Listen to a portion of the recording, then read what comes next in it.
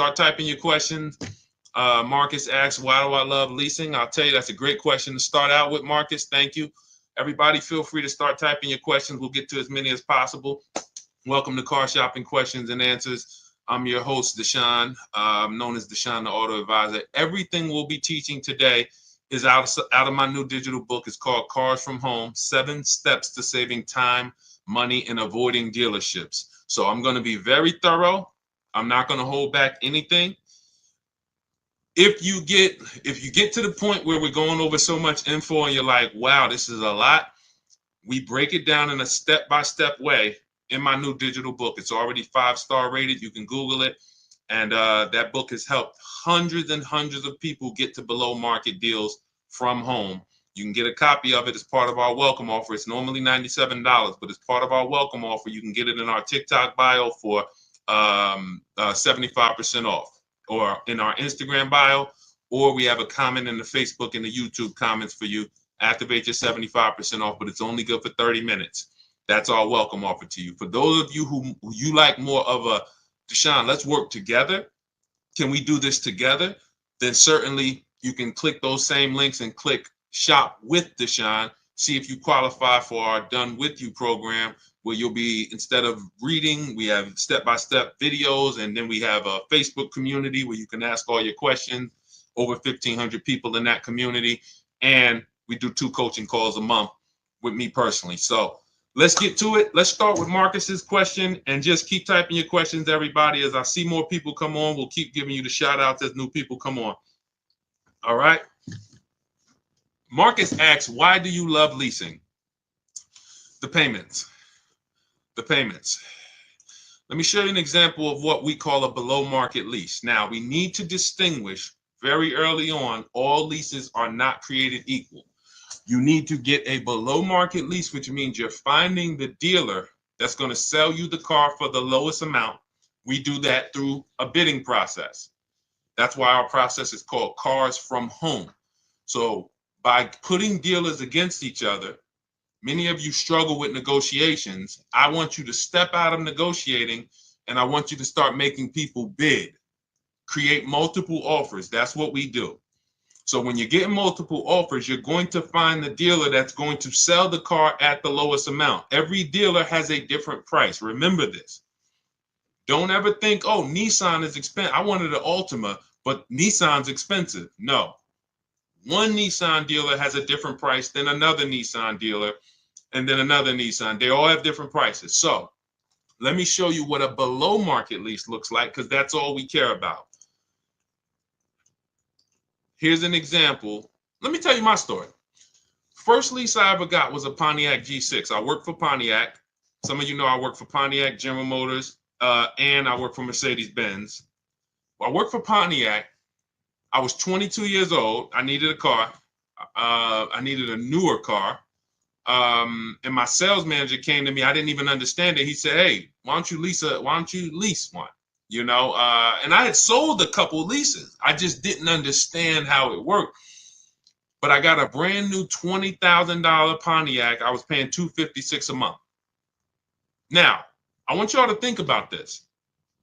We know a bunch of people who get their first car and they're paying $400, $500, $600 a month for a used car. Is that correct? Type $ if that's correct. Do we or do we not know a bunch of people? Hold on, I can't see everybody on Instagram. Do we or do we not know a bunch of people? Right? True, right? Okay. $400, $500, $600 a month. Now, at the time, that's what they were paying. Now we know people who are paying $700, $800, $900 a month. So it's gone up.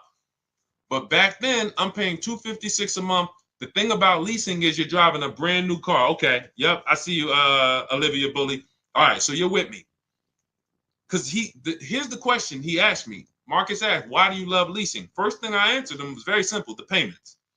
That's not the end, though. What I get to drive. Brand new car. Every lease I've ever had, me and my wife have had, I think, 7 leases. We just got our 7th lease on an Infiniti QX60 SUV. So, and we purchased cars too. I've had cars we purchased. But here's the thing. All brand new cars. And I remember when I was 22, I was paying $256 a month for that Pontiac, but we had a friend who got a brand new Corolla and was paying $500 a month. Did she get a bad deal? No.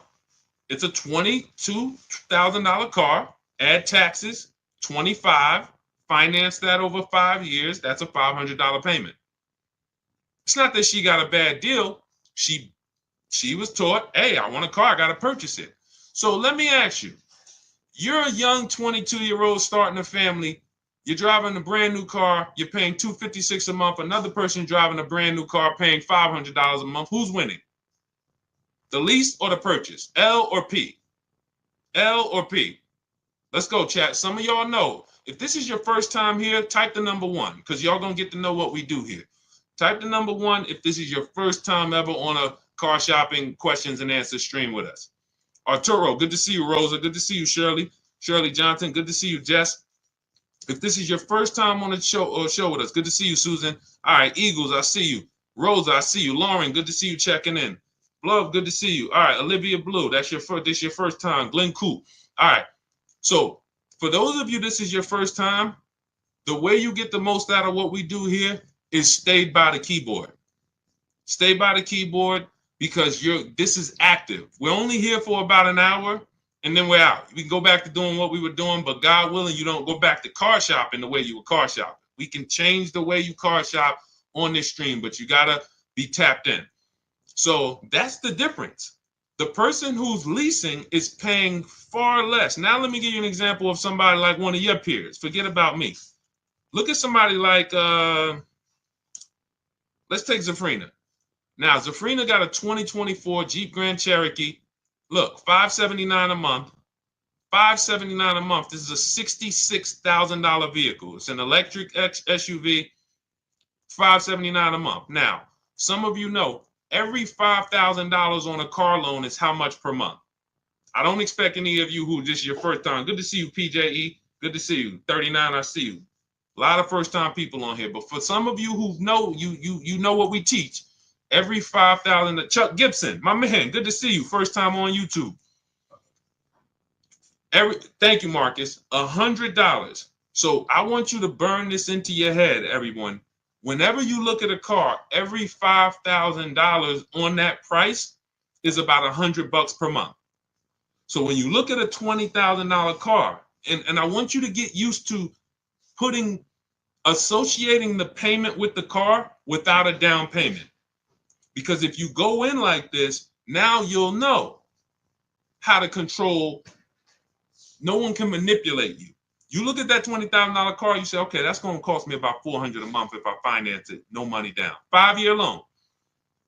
Okay, $30,000 car, $30,000 loan, $600 a month. $50,000 car, $1,000 a month. See, this is if you purchasing. This is not leasing. Those of you who are purchasing, you need to have this rule in your head. So when you go in, good to see you, Dame Presley, Christina Mendez, a lot of people on TikTok checking in. When you go in, no one can manipulate you. See, you know how you get manipulated? You walk in, you look at that $50,000 car and you say, hey, get me the $600 a month on that. Now they know they can't get you the $600 a month unless they you're going to have to put a lot of money down or they're going to put you on like a 96-month loan and you're still going to put a lot of money down and you're still not going to be at $600. You don't know what the car cost. And when we look at leasing, you're not paying for the whole car. So let's go back to Zafrina. Zafrina is paying $579 a month, no money down for a $66,000 vehicle. That would normally be $1,100 a month. If she went in and said, okay, $66,000, how much is that vehicle if I wanted to get a loan on it, just purchase it, no money down? Because her lease she did with no money down. So we're working apples to apples. E.L. Harper, good to see you. They say, okay, it's going to cost you about $1,100 a month. She's paying $579. So most leases are 3 years. We don't do 4-year leases. Marcus, you follow up with Marcus just followed up with the why 39 months. We only lease for 3 years or shorter. You never want to take a 4-year lease. I'm going to tell you why. You're paying too long for a car you're giving back. You're paying too long. Good to see you, Daniel Adams. You're paying too long for a car you're giving back. The key with leasing is adding up all the payments at the end of the 3 years and saying, how much did I pay for this car over 3 years? When you do that, you'll see, like, let me give you an example. This is the Infiniti I just got, 2025. We just picked it up. 2025. Now, this is a $54,000 vehicle, if y'all can see it. $54,000. Okay? My payment on this vehicle is $499 a month. I put $1,270 down. $1,200. I gave them my first payment. I gave them the motor vehicles and the dock fee came to about $1,270. My payment's $499 for 36 months. Now let's add that up. Remember, $54,000 vehicle. How much would that be if we took a loan on it? Somebody tell me, based on our rule of $100 per. What's up, Zachary Hoffman, Ernest Pearson? A lot of people on TikTok today. Good to see y'all. How much would this car cost? I can't see everybody checking in on.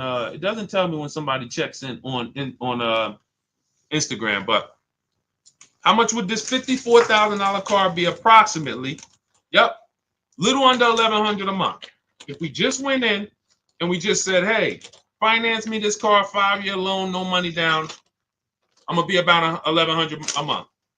Now, let's add this up. I'm paying $499 a month for 36 months. That's $17,964, and then I gave them about another $700. $18,600 is what it's costing me over 3 years. $18,600. Now that is what we call a steal. It had a great lease program. They took off $8,000. The dealer that won the bid took off $8,000, beat all the competition. So you don't need to get a lease that aggressive. Look at Charles' lease on his Palisade. This is what we call a under 1% lease. But look at Charles' lease. Charles got a Palisade, 2024 Palisade. Look, he said he used our system. He reached out to 3,500 Hyundai dealers from home. He got 10 quotes back. And he said his payment on a almost $49,000 Palisade is $597 a month. $597 a month. You add these payments up, it's nowhere near how much money would be coming out of our household if we purchase. It's not even close. So then you might say, Deshaun, what's the benefit of purchasing then? It's for the long term. That's why, everything I'm teaching is out of our 7-step Cars from Home system. It's the 7-step system in my new digital book, Cars from Home. But step 1 is what we call the most important question, which is how many years are you going to keep the car?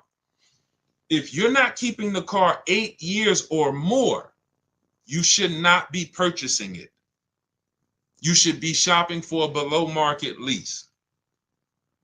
For those of you who are like Deshaun, who's a long-term person? You keep your cars 8, 10, 12 years. Let us know. You're long-term. 3, 4, 5 years, 6 years, you ain't even thinking about that. You're long. What's up, Amanda F? Good to see you. Scott W. Juanita Harris. Good to see you. Who's the long-term people? Long-term. Do we got any? See if we got any. We're live on YouTube, Instagram, Facebook, and TikTok. Any long-term people? You're keeping your cars 8, 10, 12 years. Let us know how long you've had the cars. Thank you, Scott W. Appreciate you. Okay, Glenn Coop. How many years are you going to keep the car? You said you're long-term, but how many years? How many years have you had your last car? Put it like that. Let us know who's had their car 8 years. Just type the number of years you've had it. 10, 15.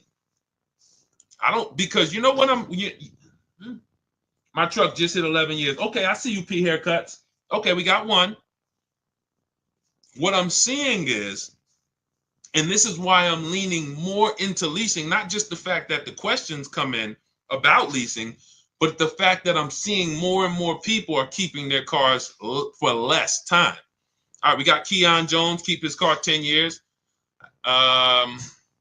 16 years on a Suburban, Scott W. Okay, these are the people who should be purchasing.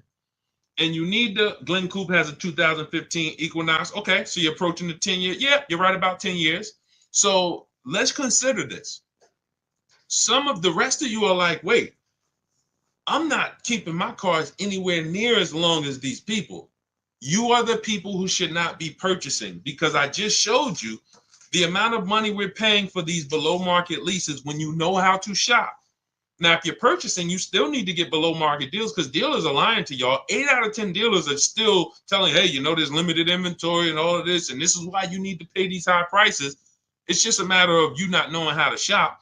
That's what the Cars from Home system will teach you how to do. Make people bid, look at multiple offers. You still need to get below market deals. But if you are not keeping the car at least 8 years, you cannot win with a purchase. You can't win unless you're buying like Facebook Marketplace cars, $3,000, $5,000. Cool, that's a win. But if you're buying 15, 20,000 and plus vehicles that you're not keeping for 8 years, you're putting hundreds and hundreds of dollars a month into them. Not to mention repairs, warranty issues, all the things that you're like, it adds up, that you're not going to get back. That fortunately, people who get below market leases, we don't have to worry about any of this stuff. We're driving brand new cars, something goes wrong, we call the dealership, drop it off, they fix it, we go pick it up, and we have super low payments. So yes, benefits of purchasing long term, you pay off your car, you keep it long as possible until the wheels fall off. But if that's not you, you should only be interested in shopping for below market leases. Okay, we're clear? Everything that we're talking about is out of my new digital book, Cars from Home, 7 Steps to Saving Time, Money, and Avoiding Dealerships. It's normally $97. You can get it as part of our welcome offer for $24, but it's only for 30 minutes. That's our welcome offer. It's in my TikTok bio, Instagram bio, the YouTube comments, or the Facebook comments.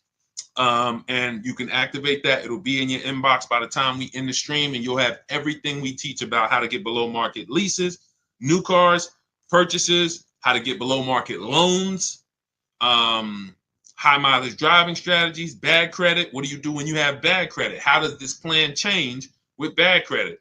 That's all in there. For those of you who are like, Deshaun, can we work together? Can you walk us through this? We have our Cars from Home done with you. Click those same links, see if you qualify for that program.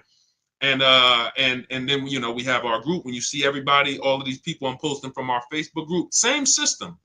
It's just 2 different learning styles. Some of you, you're a do-it-yourself person. Deshaun, give me the blueprint. I will follow it to the T, and I will knock it out. We don't leave anything out. That's why that book has 5 stars. You can Google it, all on Goodreads. Thank you to everyone who's reviewed it and rated it. It's the mastered blueprint of do-it-yourself car shopping and doing everything we do. Those of you who are like, you know, you're more of a done with you person. You want a community. We have 1,500 people in our Facebook group that's come before you, you know, and you got people who've gotten multiple cars using our system in our Facebook group. Sheree just got her 4th car. Where is she at? She just got her 4th car. Look, graduated again.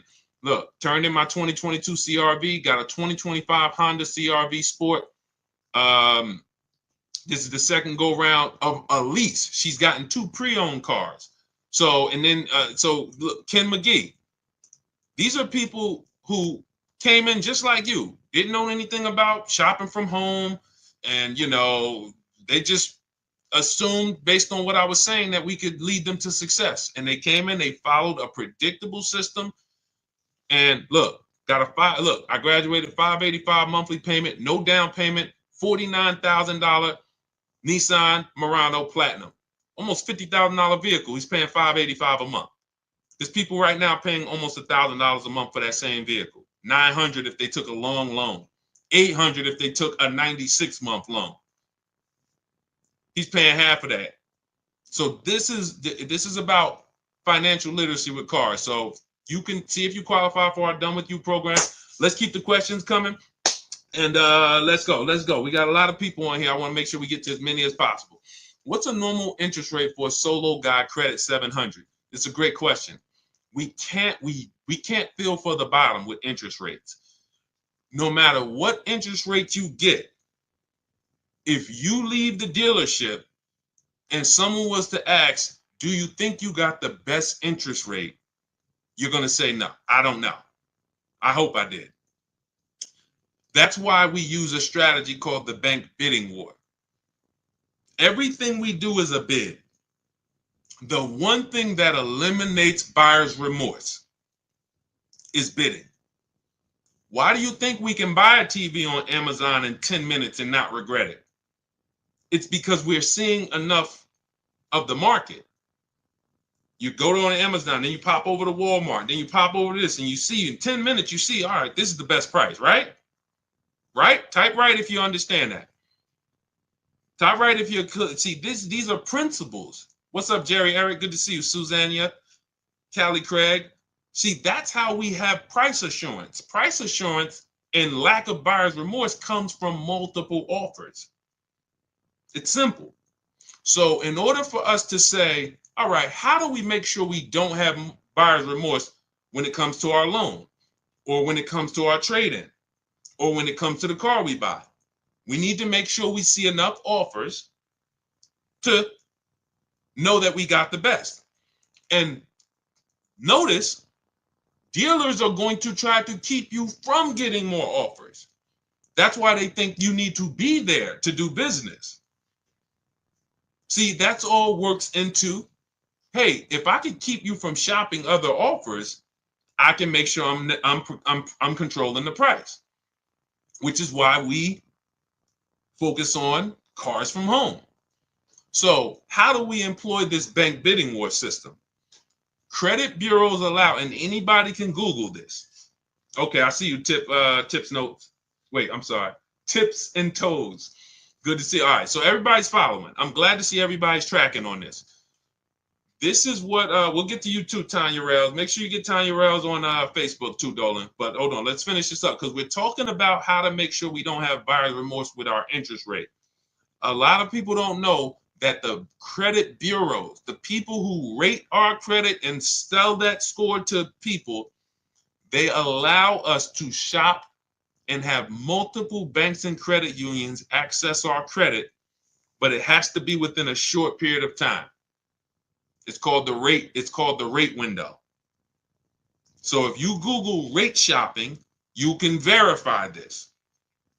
So what they say is, in a short period of time, you can have a bunch of people access your credit with a hard pull.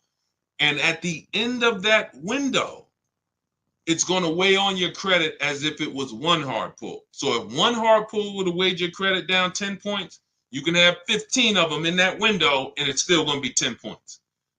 This is how we move, which is why we never do a pre-approval with a hard pull. Who's ever gotten a pre-approval with a hard pull? I'm going to tell you what the bad part is about that. And look, see, if you get the mindset that none of these people want me to shop, if you can burn that into your mind, oh, the dealers don't want me to shop, correct. The banks, even my banks, they don't want me to shop them, correct. That is the mindset. So when you get the hard pull, it's going to drop your credit. But here's the bad part about the pre-approval, has an expiration on it. So they'll send you out with a pre-approval. Hey, Mr. Williams, good news. Hey, Haley, let's use Haley. She just jumped on. Haley, we'll give you the pre-approval, but it's a hard pull and it's only good for 30 days. So now you're going out there and you're trying to find your car and like, hey, oh man, I got to find a car within 30 days. Because the last thing we want to do is not find a car, and what happens? We got to run our credit again. So we literally have the bank who's supposed to be helping us, hurting us, which is why we don't do any pre-approval with a hard pull ever. Ever. We are not going to limit ourselves and force ourselves into this rush shopping. One thing you're going to learn as you use the Cars from Home system is we don't rush shop. Some of you, you're in an emergency. That's no problem. Okay. Listen, if you need a car in a short period of time, we have people who, Ansley got a 1% lease. When he got his car, he came in, he used our system. Our system is designed to go through in seven days. You can get your car in 7 days below market deal. That's not a problem. You can see here, he says, look, one car down, he had 2 more to go. 2024 QX60 Lux, $58,000 car. He got it for $554 a month. He said, look, I started the process Saturday, accepted a deal Monday. That's it. He started on a Saturday. He had his offers coming in on Monday, and he was good. So it's not a matter of time. It's a matter of knowing what to do. But what we don't want to do is make emergency shopping our norm. Because a lot of people, you think, oh, if you come in and tell a dealer, hey, I need a car by next week, that hurts you. We don't want to be emergency shopping all the time. You want to be in a position where you can say to a dealer, hey, yeah, I can make a deal today for sure, but I don't need to make a deal until, 3 months from now. Your ability to say no is leverage. So we don't want to continue to always be emergency shopping all the time. And with our system, you won't be. Some of you, you're emergency shopping because you have so much anxiety, you just wait and put it off. And next thing you know, it's like, oh man, now I need a car. And now you're going in and this is all working against you. So we are not running our credit until we found our deal. This is going to sound way different than what you've been taught. If the banks were giving soft credit pull pre-approvals, we wouldn't need to do this. But they're not. Because they're trying to lock us in, they're no longer doing these soft credit pull pre-approvals. If you can find one, if your bank does it, that's what you want to do. Soft credit pull pre-approval. Tell me around about what you think my interest rate would be, and then let me go shop. Now, if your bank or credit union does that, that's the move. Once you do, in our system, we have a calculator that we do. We use the average interest rate. We put it in the calculator so we can budget, because the only purpose of a pre-approval is to budget. That's the only purpose. Just like when we buy a house, you're pre-approved for $400,000 at a 4% interest rate. Now we can budget. Let's go find our house. Same thing with a car. It's only to budget. So we have a budgeting tool that we use the average interest rate, and then you plug it in and you tell it what you want your monthly payment to be, and it factors in taxes and all of that. We have custom calculators, but what you want to do is go shop for your car, get your bids, shop for your used car, find the best one, and then you start to tell your banks and credit unions, here, make me an offer. That's when you are going to let people run your credit with a hard pull. This is called the bank bidding war. This is a system we've been using for a year. You always let the hard pull start after you've locked your car up, because now we guarantee. How many of you have tried to get called your bank and said, hey, could you give me a pre-approval? And they say, well, tell us about the car. Thanks to everybody. I see you, Marcus. Thanks for liking the broadcast. Thank you so much. How many of you have went to called your bank and said, hey, I like to get a pre-approval, and they say, well, give us the information on the car. Well, if I had the information on the car, I wouldn't need the pre-approval, right? Thank you, Crystal. Thank you, Princess VVS. Appreciate you. Shout out to everybody liking the broadcast. Appreciate you. Right? So they're working against us. It's okay. We just need to realize that. There's nothing wrong with people working against us. Just let's be aware of who's working against us. So now what we're doing is we're locking up our car, finding the dealership we're going to get our car from. You can do it our way, you could do it your way. Find your car, and once you lock the car up, that's when you're now coming home and saying, all right, let me call my bank, let me call my credit union, let me go online and let all of these people run your credit, because it's going to be within a small period. And then what we do is we see if the dealer can beat it. All right, here, my best interest rate is 5.7. Dealers probably have another 5, 10, 12 banks that they work with. If you guys can beat the 5.7, I'll do the deal with you. So now you've shopped everybody and let them bid, and now you're letting the dealership bid. And now when you look at the end of the month, all right, I guarantee I got the best interest rate because all of these people were competing. Type dollar signs if that makes sense. Type a dollar sign if we got that. Okay? I don't want to move on to the next thing until I'm sure we got that. This is called the bank bidding war. This is how we guarantee. Okay? Okay, I see you tips and toes. All right, I see you, Princess V. Okay. All right. This is the bank bidding war. This is how you guarantee the only way. Look, I need you getting to a point where you no longer are buyers. If you can walk out of dealership and I can come to you and say, hey, Al Berrigan, good to see you. You just got your car. Hey, you think you got a good deal? Yeah, Deshaun, I think I got a good deal. Would you bet $1,000 that I can't find a better deal? Oh, man. No, I ain't gonna bet that. All right, listen, how much did you get for your old car? You traded it in? Yeah, they gave me like, $12,000. Would you bet $1,000 that I can't find somebody that would have paid more for that quicker?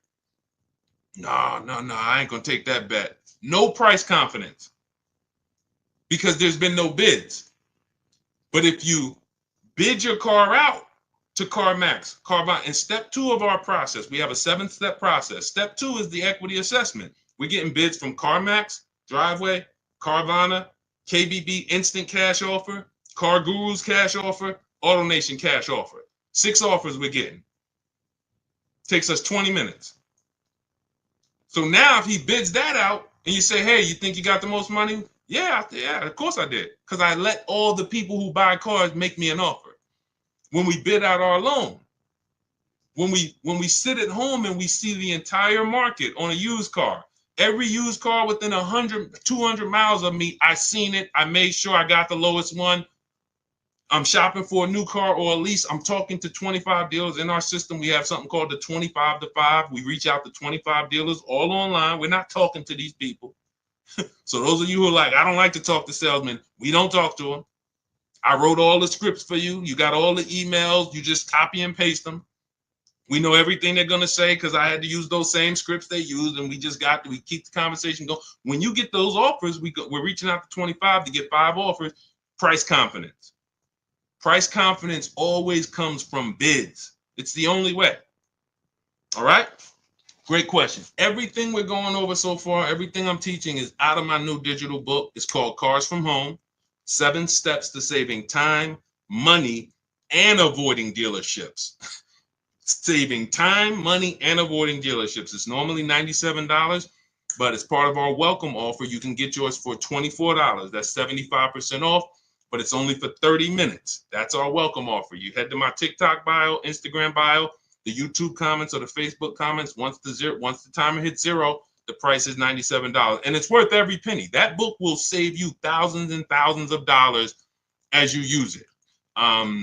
So it's not a question. But listen, if you get there before the timer is up, you got it for $24, and it'll be in your inbox by the time we end the show.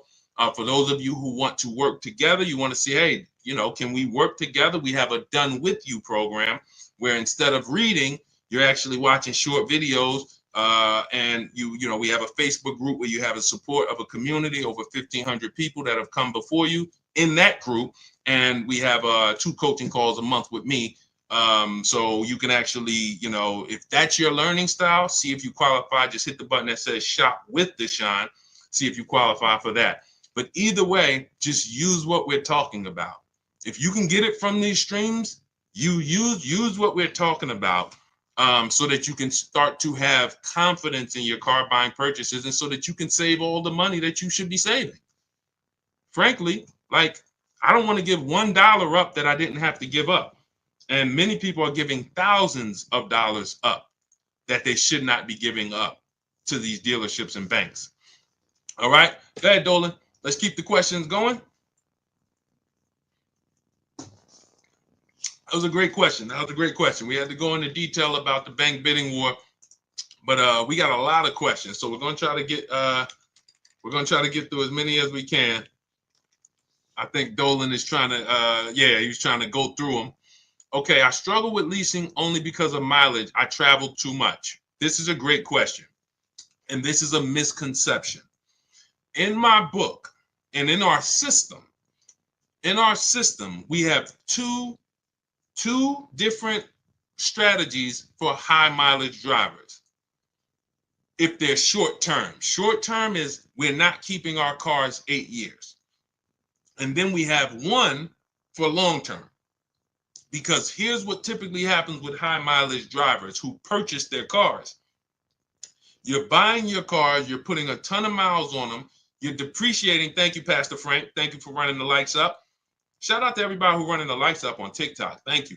When you see the way the value of a car falls through the floor for a high mileage driver, it's amazing. You get a $40,000 car, they put 100,000 miles on it in 3 years, 4 years, and the car is worth half. They're depreciating their car way worse than the average driver.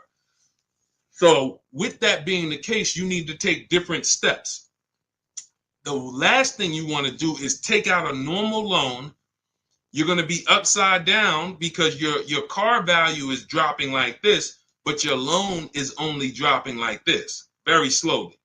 So you typically in 3-4 years end up with a car that's almost, that's really lost a ton of value while your loan is still ridiculously high. You're $10,000, $15,000, $20,000 upside down.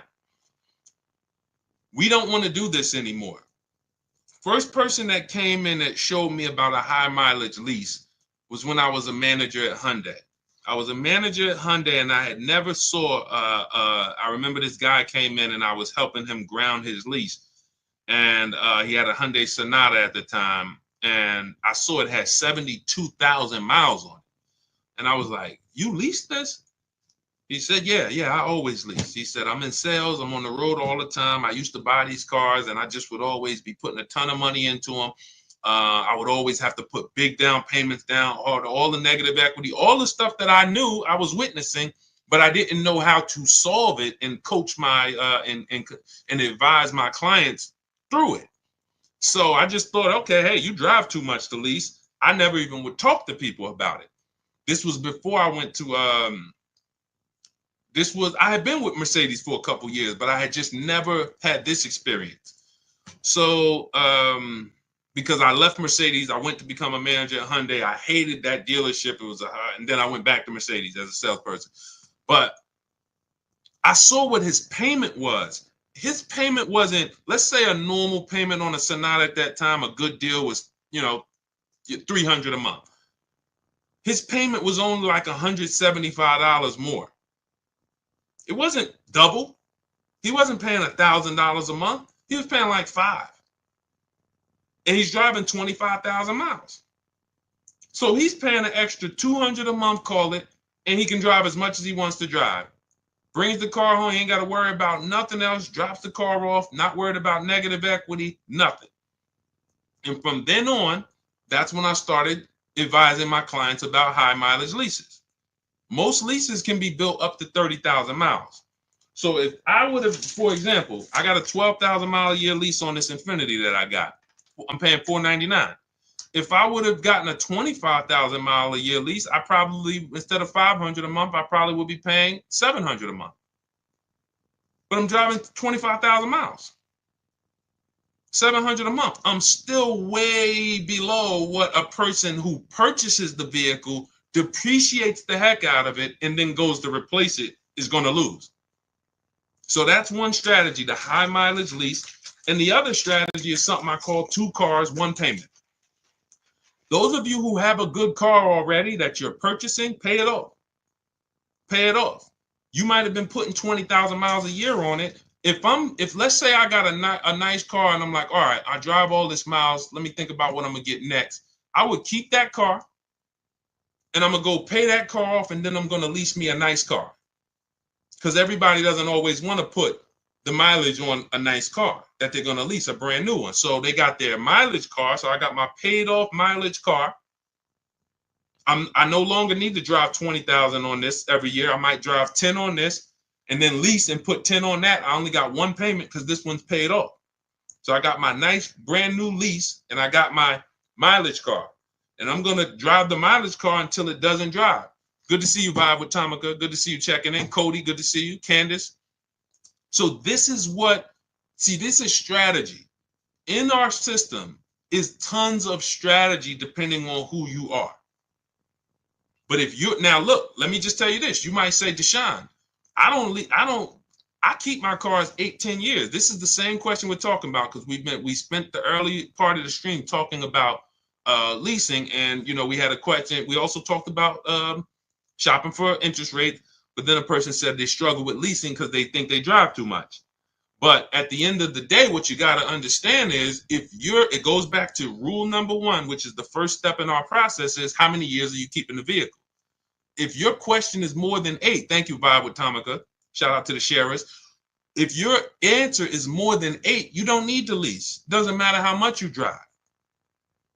Leasing is for people not keeping their cars 8 years. Does not matter how much you drive. If you're going to keep the car 8, 10 years, put 20,000 miles on it. Just go find a car that is capable and quality and goes the long run. I'll buy a car if I was, 20,000 miles a year, 25,000 miles a year, put 200,000, 300,000 miles on it, and just replace the car after a while. I get up one day, the car is not going to start. Man, it got 300,000 miles on it. I'll go get me another one. No reason to lease. But if you're not keeping 8 years, you should not be shopping for a purchase. Below market purchases, below market leases. Below market purchases are for people keeping 8 years or more. Below market leases are people not keeping 8 years. Very simple rule. And it's a rule. People who are in Cars from Home, the people who use our system, the people who learn from us, they know this is a rule. We don't break it. We don't break it. All right. Niche, good to see you checking in. Alex Kuya, good to see you. Call me Meister, good to see you. A lot of people checking in today on TikTok. All right, let's go. Let's get a couple more in. We got some more time. Let's get to as many more as we can. Type your questions. We will try to get to as many more. Let's not forget Tanya. Oh, wait a minute. Tanya, what about the extra mileage you made go over? Okay, hold on, Dolan. Okay, wait a minute. We'll do this one, and then we'll bring up Tanya's question from Facebook. I bought my lease out. Was this a mistake? In many cases, it was. And I'm going to tell you why. All right.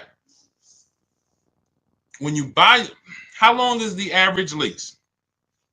Type the number of years. I think many people know this, especially some of you who lease. How many years is the average lease? Let's go. Type. All right, Veronica Christian. Yep. 3. Exactly. When you look at the average lease and then you say to yourself, let me tell you a story. Tips and toes. Let me tell you a story. Because you might forget a lesson, but I find you won't forget a story. I'm at the dealership. I'm at Mercedes, right? Person walks in. They're like, I'm looking at this new car, they want to purchase. Like, okay. I look at their old car. Now I can see they got the old, old body style. So I can see it's a couple years old. What year is the one you got? Told me the year. It's about 5 years old. I said, did you buy it when it was new? He said, yeah, I bought it brand new. I said, okay. This is a story about why we never buy our leases out. Okay? Why we never buy our leases out. So I said, okay, how much you owe on it? Nah, I don't really know. I'm not too sure. Okay, we'll find out. So we pick out a new car. We pick the one he likes. We get to the numbers. I said, okay, I got to call your bank. I got to see how much you owe on this. Now, if a person has owned a car for at least 5 years and they bought it brand new, wouldn't you think it's paid off or either almost paid off? Yes or yes? If we looked at a person and said, okay, your car's 5 years old, and they say, yeah, I bought it brand new, I've been paying on it, wouldn't we think that car is either almost paid off or it's paid off, right? Yes, vibes with Tom. Yes, right? Where we at? I want to make sure everybody's clear. You got to be following this. If we looked at a person who had a 5-year-old car they bought it when it was new, wouldn't we say that car should be almost paid off? Yes? Okay, yes, tips and toes. All right, we're clear. So I'm thinking I'm about to call. Now, here's what I already know, because I'm already aware of the 8-year rule. I'm already aware that this person has paid a ton of money because you bought that car brand new and it's almost paid off. and it's a Mercedes, but even if it wasn't, it could have been a Chevy. You still put a lot of money in that car, and I know when you see what it's worth, it's not going to be the greatest thing in the world. So what I'm already prepared to do, which is what I've done with some other clients, is to tell that person about leasing and to show them how you can actually lease, and whatever your car is worth, just go put that in the bank. Because these are typically people, when they buy new cars, who are used to putting 20% down. They're used to, 10 grand down, 12. They're used to that. They're used to whatever their old car is worth, rolling it over into the new transaction. They're not used to saying, wait, so you're telling me I could lease the brand new car that I want. I don't really have to put much down. And if my car is worth 15 grand, what do I do with that? Yeah, you just put that in your bank.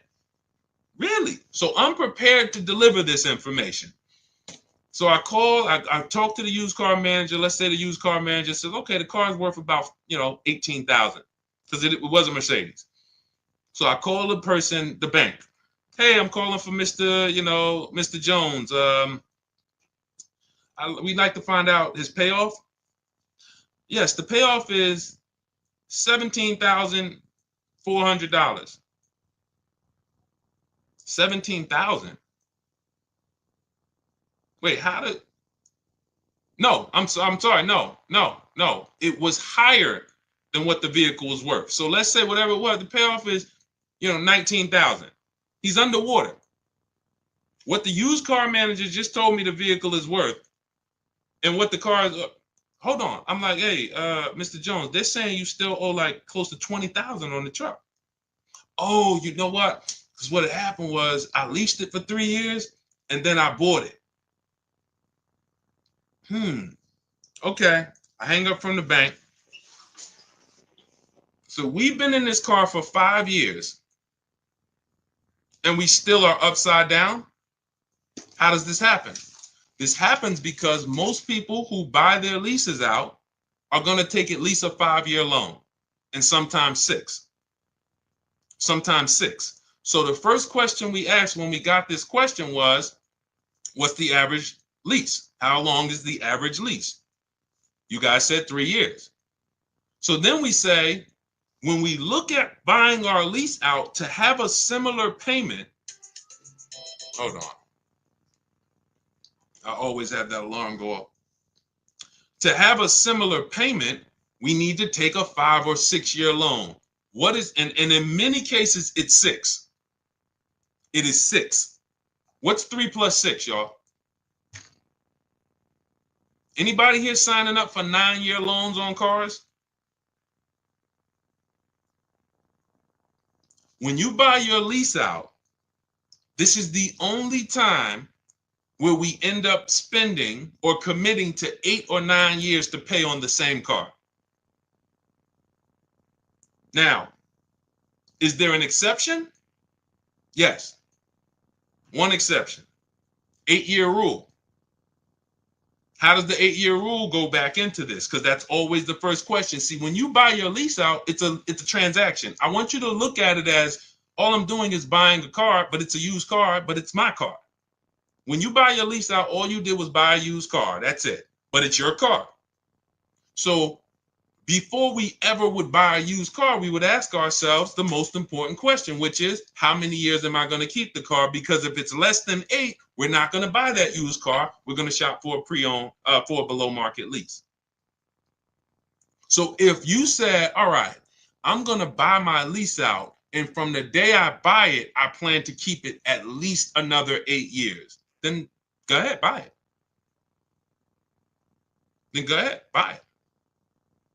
That's the exception. But you would have to be saying, all right, I leased it for 3, and then I'm going to keep it for another 8, which means I'm going to keep this car 11 years, or it does not make sense to pay 8 or 9 years on it. And mind you, when you look back and say, I kept it 11, hopefully it's longer, because to pay on a car for 8 or 9 years, you want to at least enjoy 3 or 4 or 5 years with no payments. Because again, all this money you shelled out, you could have just been leasing anyway and paying less and driving better cars.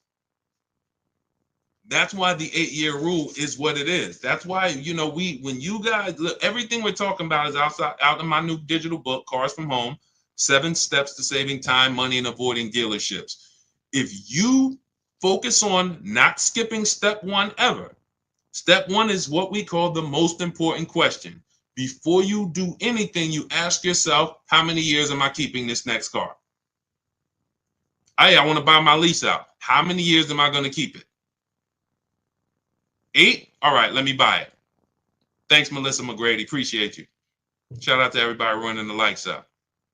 It's always the 8-year rule because depreciation is what's killing us on cars when we purchase them. So that's the exception. That's the only time. It's not like, oh, I'm paying cash for it, Deshaun. Does it make sense? Doesn't matter. The depreciation of the vehicle in the short term is going to wipe you out compared to getting a below market lease. And let me tell you, let me show you Jen, because Jen did, no, it wasn't Jen. It was, she did exactly what I just explained when I was telling you guys how I would, people who, some of you, you're going to do this. You've been taught to purchase all your life. You've never leased. You really never understood leasing other than what, you may have heard about it. Let me put this down. Hold on. That's not the one I want to show you. And what happens is you're like, well, Deshaun, my next car is going to be a lease thing. Absolutely. So now what am I going to do with my car that I paid off or that's almost paid off? I would normally go swap this. Here's what you're going to do. You're going to do like what, where's she at? Hold on. This is a good one. Here we go. Melissa. All right. So Melissa, she took possession of a 2025 Honda Pilot EXL. She leased it. Her local dealership won the bid. And she said she got her offers that we teach in the equity assessment. Her highest offer for her old car, which was a Kia Sorento, 2018 Kia Sorento, was $12,000. She planned on selling it to CarMax. And after she made the deal, she gave the dealer a chance to beat the offer or match it. That's what we always do. We come in with offers, and then once we do our business with the final dealer who wins, we give them the opportunity to match it or beat the offer. Saves us the time if they can match it. So now, look, they gave her the $12,000, and she left out of there at $597, nothing out of pocket. And she's getting a check back for $12,000 in equity. You see what I'm saying? She got her brand new Honda Pilot EXL, great payment, no money down, getting a check for $12,000. That's exactly what this last 10 minutes we talked about was about. Some of you, that is your next move.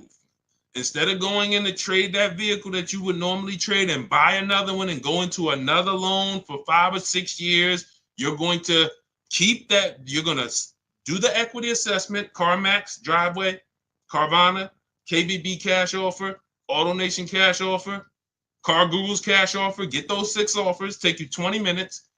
That's going to tell you what your car is worth.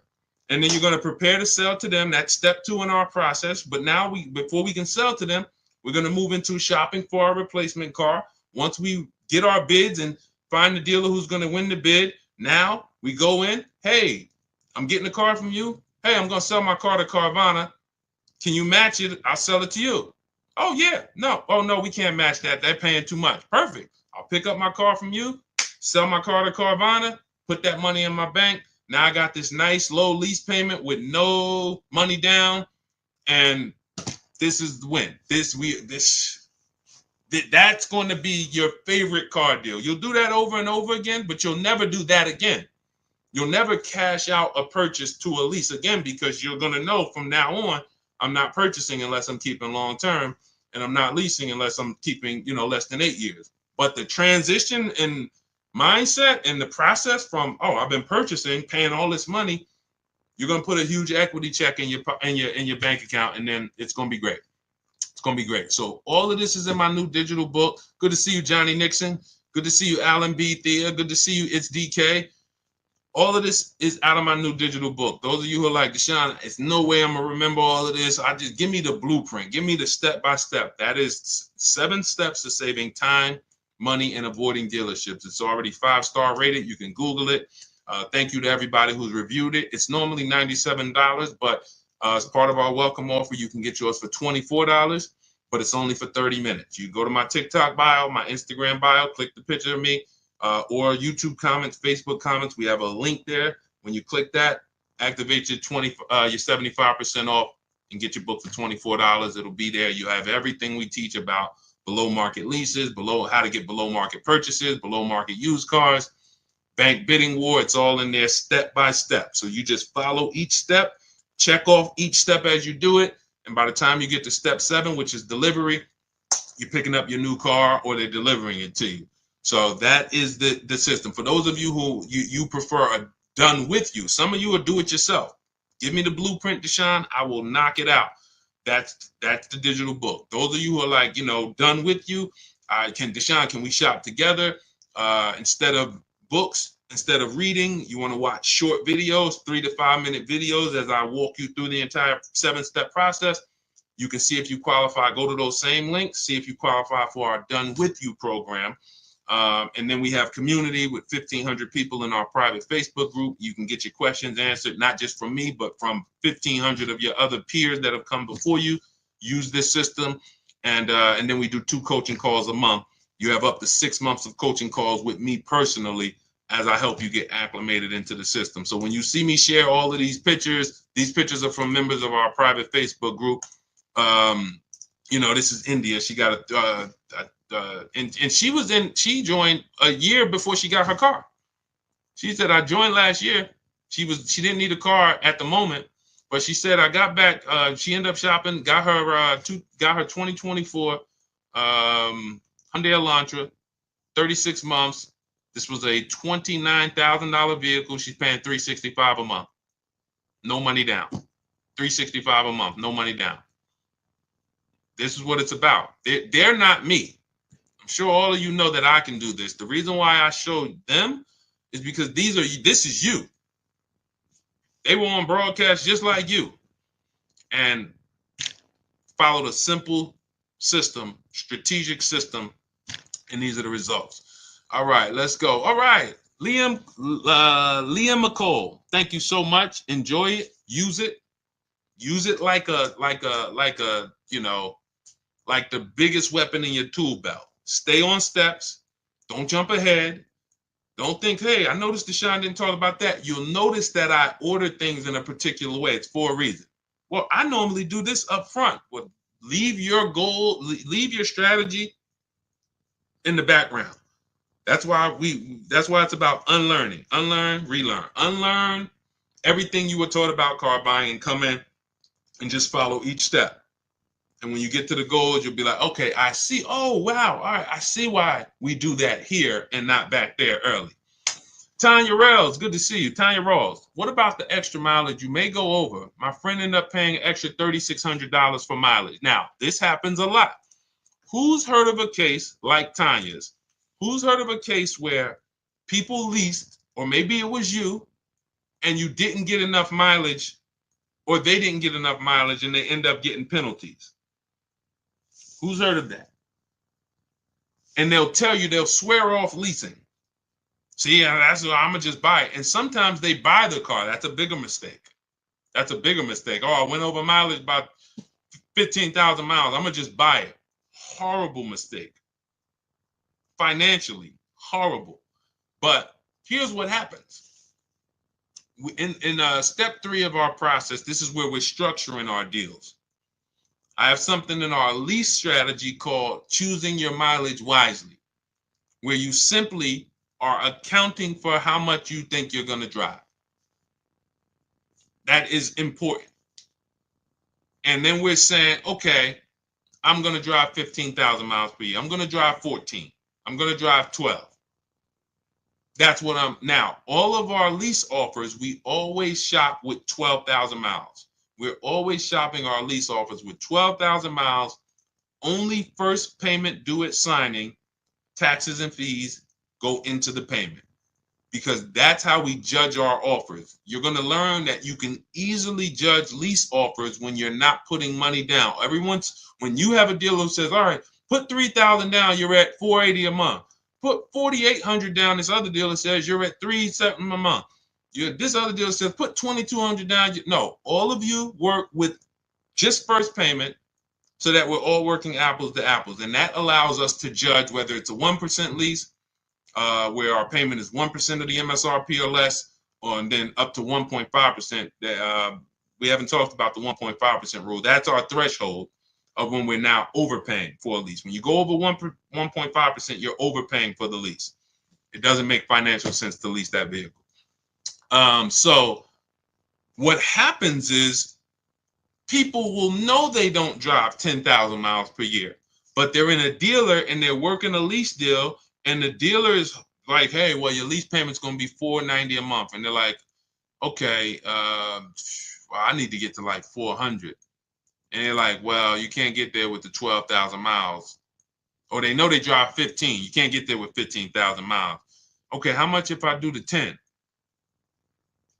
Never ask these questions. These questions should never be asked. You drive 15,000 miles per year, right? Yeah. So why would you be considering a 10,000 mile a year lease?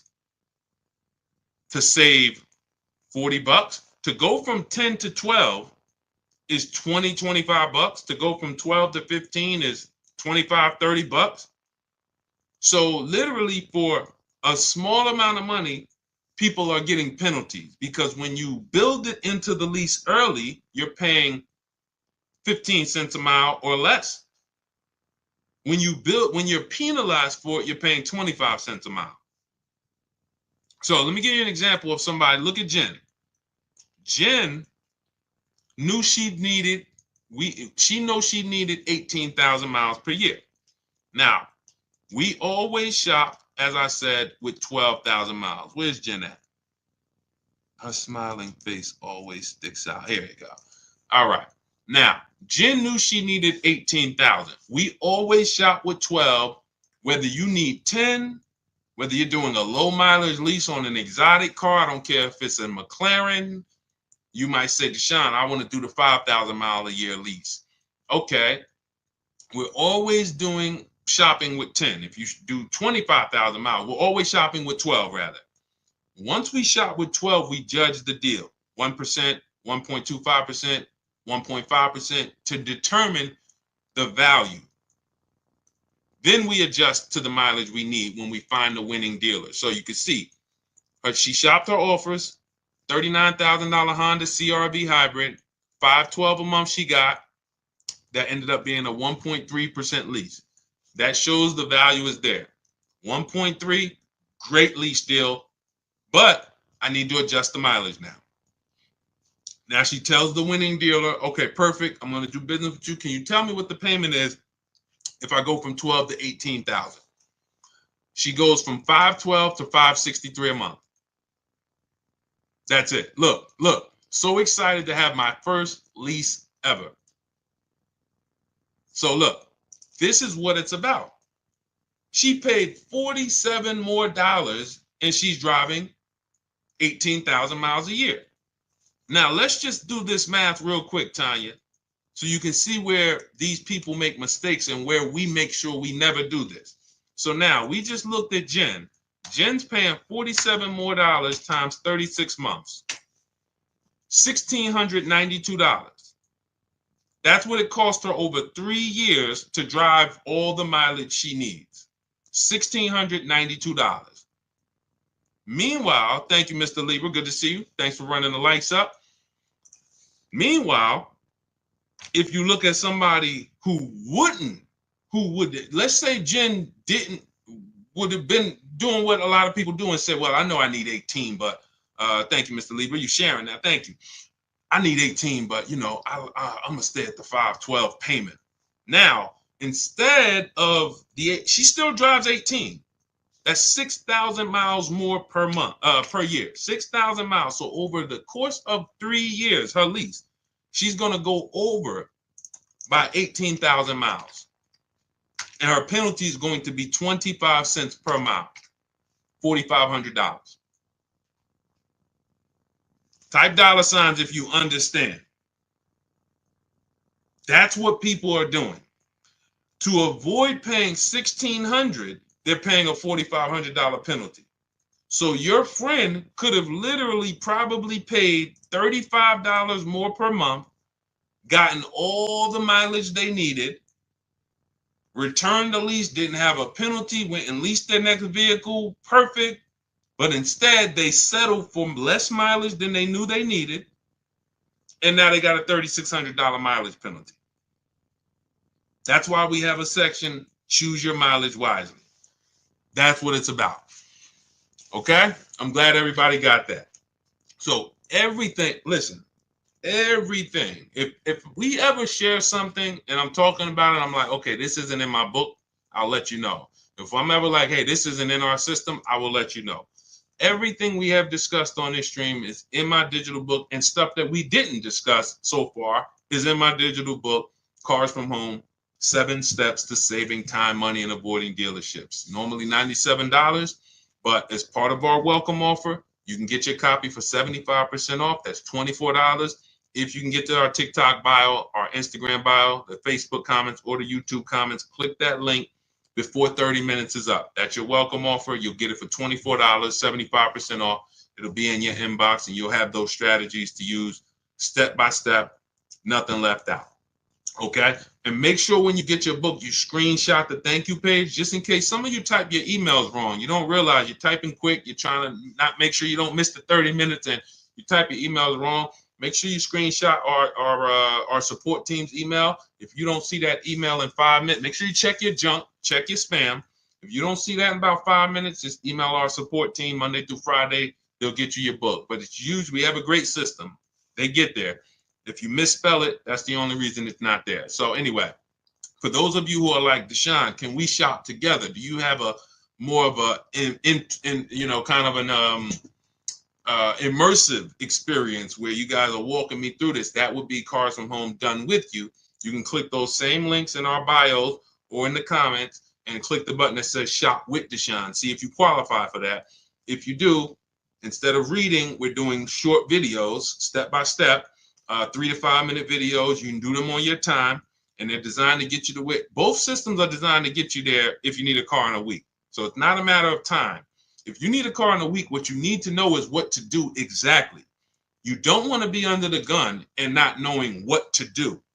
Give me a checklist that I can operate under. So even if I'm in the rush, at least I know I have a checklist to get me through. So I'm not going to make a mistake. So, but for those of you who want to see if you qualify for the done with you, then we have our Facebook group where you can ask questions. For those who like, hey, you like community, you like support. You're not a do-it-yourself person. You're more of a done with you community person. We do coaching calls twice a month on Zoom for 6 months. You have access to the coaching calls with me to make sure you get this system to the T. And either way, I don't care how you get it. I don't care if you get it with the done with you. I don't care if you get it from our book. I don't care if you get it from, if you got everything you needed from this stream, Deshaun, I got what I needed. Go execute it. If you get it from our free social media videos, go execute it. We just want to make sure you are paying the least amount for these cars that you should be paying. Good to see you, Mark. Mark in Nashville. Shout out to you. Good to see you, Glennis Jensen. So this was a great show. We had a lot of great questions. We'll be back for another stream. All of you continue to unlearn, continue to make these dealers bid. Never one dealer, never one dealer. The name of it, if you don't remember anything else, you don't have the book, you're not with our Done With You program, remember, never one dealer. It's about multiple offers. You could be the worst negotiator in the world. If you get multiple offers, you're going to save money by accident. Okay? Create competition. All right. So great show. Appreciate you guys. Great questions. God bless you guys. See you soon.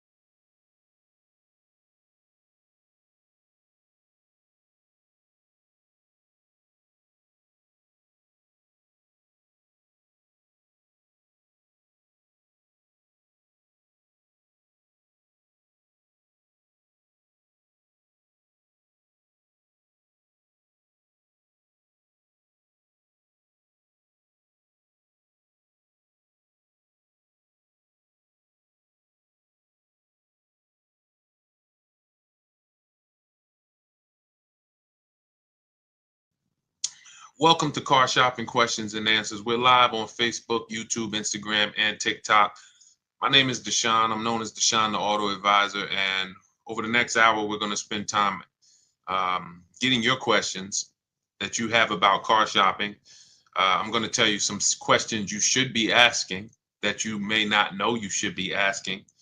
And then, feel free to ask ask any question. I have my man Dolan in the background moderating. So we're going to try to bring in all the questions we get from every platform to make sure that nobody is left behind. So feel free. Who's car shopping, right? Well, I always like to ask as you come in, if this is your first time on the broadcast, just type a number 1 so we can send a welcome to you. Willie B, thanks for liking. I see. Shout out to everybody hitting the likes. I appreciate you, Willie B, for. I've been very, very, we've been doing this since 2020. And I can't tell you guys. Welcome, Mark. I see you. Shout out to Mark on YouTube. Thank you. I cannot tell you how bad the deals are when you do not know how to get great deals. When you're going out here negotiating right now, the dealers, since the pandemic especially, have been using market conditions against you. Fake market conditions, limited inventory against you. And they sell you these stories that are just not true. But the minute you believe them, they are true. And what's up, Prodigal Son? What's up, Deanne Rose? Shout out to everybody checking in. Good to see you all. What we want to focus on, I want you to learn the cars from home mindset, which is cars from home. That is not just our process, that's the mindset. 90% of what you're going to do to pay less than everyone is out here paying is going to be right here in your house. It's going to be at work. It's not going to be in dealerships. You have no leverage in dealerships. Dealers have all the leverage because they make you think they're the only ones who can give you this offer. You don't realize that there's 20, 30 other competitors that they have, and their mission is to stop you from talking to those people, or their mission is to stop you from being able to access getting offers online. So that's what we're going to be discussing over the next hour, and I'm going to look at any other question that we get in, and we'll bring them on to the show. Everything we'll be talking about is going to be taught out of my new digital book. It's called Cars from Home: 7 Steps to Saving Time, Money, and Avoiding Dealerships. So as you hear everything and you're like, man, Deshaun, I want the whole blueprint step by step, that's my digital book. It's already 5 stars. It's normally $97, but it's part of our welcome offer to you. You can get a copy for 75% off, which is $24, but it's only for 30 minutes. You head to my TikTok bio, Instagram bio, the YouTube comments, or the Facebook comments. We have a link for you to use, and that'll get you your book for 75% off. Now, for those of you who enjoy working with me together, you want to see if we can work together, and you want more of an interactive experience with our community, then we have a Done With You program as well. And you can go to those same links and see if you qualify for the Done With You program. But we're not going to hold back. Let's get to it. Now that the housekeeping's done, you can start to submit your questions. We already have the first one, so let's get to it. Is 0 down on a lease always the rule? The rule to shop. We always shop with that rule. So when you're getting your lease offers, this is how you want to get them. First month's payment out of pocket only, that's 0 down. Because with a lease, you pay at the beginning of the month. So if you do 0 down, that doesn't mean you don't give them your first payment to drive off. So we're always shopping our offers with only first month's payment due at signing. I like to use those terms. Remember those terms. I made a video about this. It's been seen a lot, but some of you may have been seeing it. Always use the words total out of pocket, not down payment, because total out of pocket is a much more direct and clear conversation. I expect $1,000 total out of pocket. I expect first month payment total out of pocket. When you use the words down payment, who's ever made a deal with a down payment and then you came in and they said, well, what about your taxes? Who's ever had that happen to them? Type me if that's happened. You said, okay, I'm doing X amount down, but you show up to pick up your vehicle and they're like, okay, well, what about the taxes? Or what about this? And And you're like, wow, I thought that was included in the down payment. Who's ever had, listen, the key to winning here is a couple keys. Winning here is about being honest, because listen, this is going to sound like bad news. You're going to figure out over the next hour, Deshaun, it sounds like I did a lot of things wrong. Yeah, that's okay. Yes, you did. But I got to tell you the bad news first so we can get you to stop making these expensive mistakes you don't even know you're making. So I see you. For the people who are being honest, you understand. The reason that happened is because down payment is an ambiguous word. So it can can mean total out of pocket, but some dealers could spin it and say, well, no, that was just your down payment. So we like to use the word total out of pocket. So we always shop lease offers with total out of pocket, first month payment, and 12,000 miles per year. And we get our offers with the taxes and fees in the payment. Now, you must get at least 5 offers for a lease for you to see what the below market lease is. Because we've been doing this, besides my experience with, since 2006 being in the car business, I've personally, since 2020, helped hundreds of people personally shop all over the country. And I know that if you don't operate with 5 offers, you're not going to be able to see that 3 to 4 of them are going to be overpriced. Big mistake that they've programmed you. Shout out to the sharers. I see you. Thank you. Thank you, Art. I see you, Kim. Thank you so much. Appreciate everybody who's tagging somebody. Listen, your friends will be mad at you when they come and tell you that, hey, listen, I bought this car and I got ripped. I hate they ripped me off, and then you say, hey, you should follow this guy Deshaun. Hey, how long you been following him? A year? I watch his stuff all the time. Well, why didn't you share it? So share with your friend so that we can protect these friendships. Because when people lose on cars, they get very mad. So we want to stop them before they actually go make these mistakes. But that's what you want to do. You need to shop your offers with first month's payment, put the taxes and fees in the payment, get your offers, and you need to get at least 5, because then you're going to see, wow, 3 or 4 of these are overpriced by a lot. So, when you hear people say, oh, I got a quote from Nissan, they're expensive. No, that one Nissan dealer is expensive. You need to get another quote from a different Nissan dealer, which is why everything we do is from home. Because most of you are like, oh, man, Sean, I got to drive from dealer to dealer to dealer. No, we don't do that. We make our deals in literally 90 minutes, 2 days, a couple days from home, couple hours from home. And that's how we're able to talk to multiple dealers at once. And we don't even, if you're using the Cars from Home system, you're not even talking to dealers, because I wrote all the email templates that we use to communicate with multiple dealers on their websites and inside their dealers. So we're not even talking verbally to them. Everything is being typed. What's up, Kelly? Good to see you, Hudson. K-Swish, shout out to the people checking in on TikTok. So that's how you want to do it. That's the rule. Now, when do we put down payments down on leases? To answer the final part of your question that you didn't ask, well, we put down payments down on leases to lower our payment once we know we have a below market lease. Once we know we have a great deal on a lease, 1%. Some of you have heard of the 1% rule. Once it's under the 1.5% rule, those of you who don't know, you can feel free to ask about that. But some of you who know what we teach, the 1% rule has been around for decades.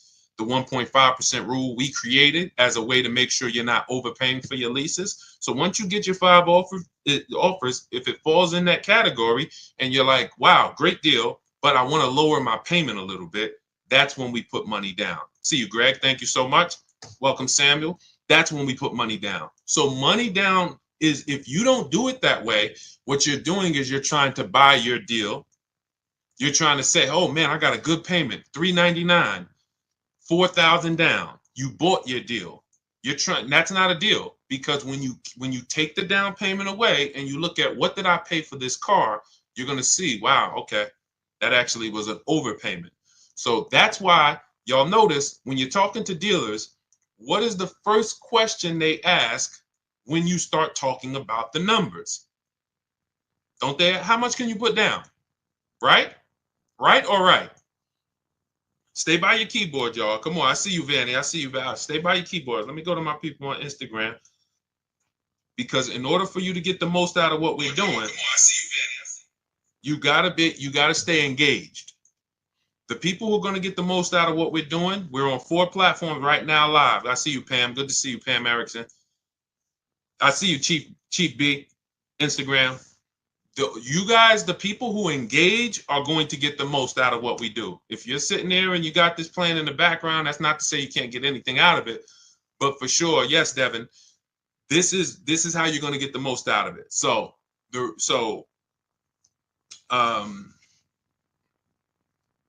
Yes. Okay. Yeah. I'm just watching the comments. So the 1.5% rule just says that if you're the 1% rule. Somebody asked what's the 1.5% rule on Instagram. So being that all these questions, this person who asked this first question, my answer to that has created secondary questions. Let me just answer that, and then you guys can type your questions if it's unrelated. If it's like, okay, Deshaun, I want to know about used car shopping. Deshaun, I want to know about getting a loan, financing, bad credit, whatever. Then you can ask that. But I just want to finish this since we're talking about this subject. We don't buy our deals. We must get a great deal before we put money down. And in order for us to do that, we shop with no money down. So we have to shop with no money down, analyze the deal. Great deal, perfect. I want to lower my payment a little bit. Let me put money down. Does that make sense? Type $ if we're clear on that part so far. Then we're going to, now let's talk, type $, because then what we're going to do is we're going to talk about the analyzing of a great deal. Good to see you, Bike Life. Analyzing, I see you, K&D. Thank you. All right, MFD Dad. All right, perfect. So now let's talk about this 1% rule and this 1.5% rule.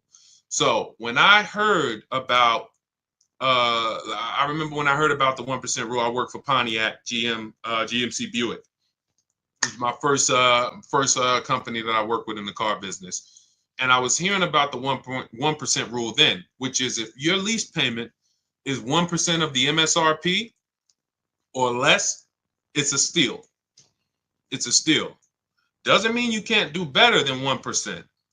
You know, some of you, we talk about Frina sometimes, and Frina, she actually got a 0.88% lease. So we don't always want to even, you know, there's several factors that are going to, you see her payment was $579 on a $65,000, almost $66,000 Jeep Grand Cherokee electric version.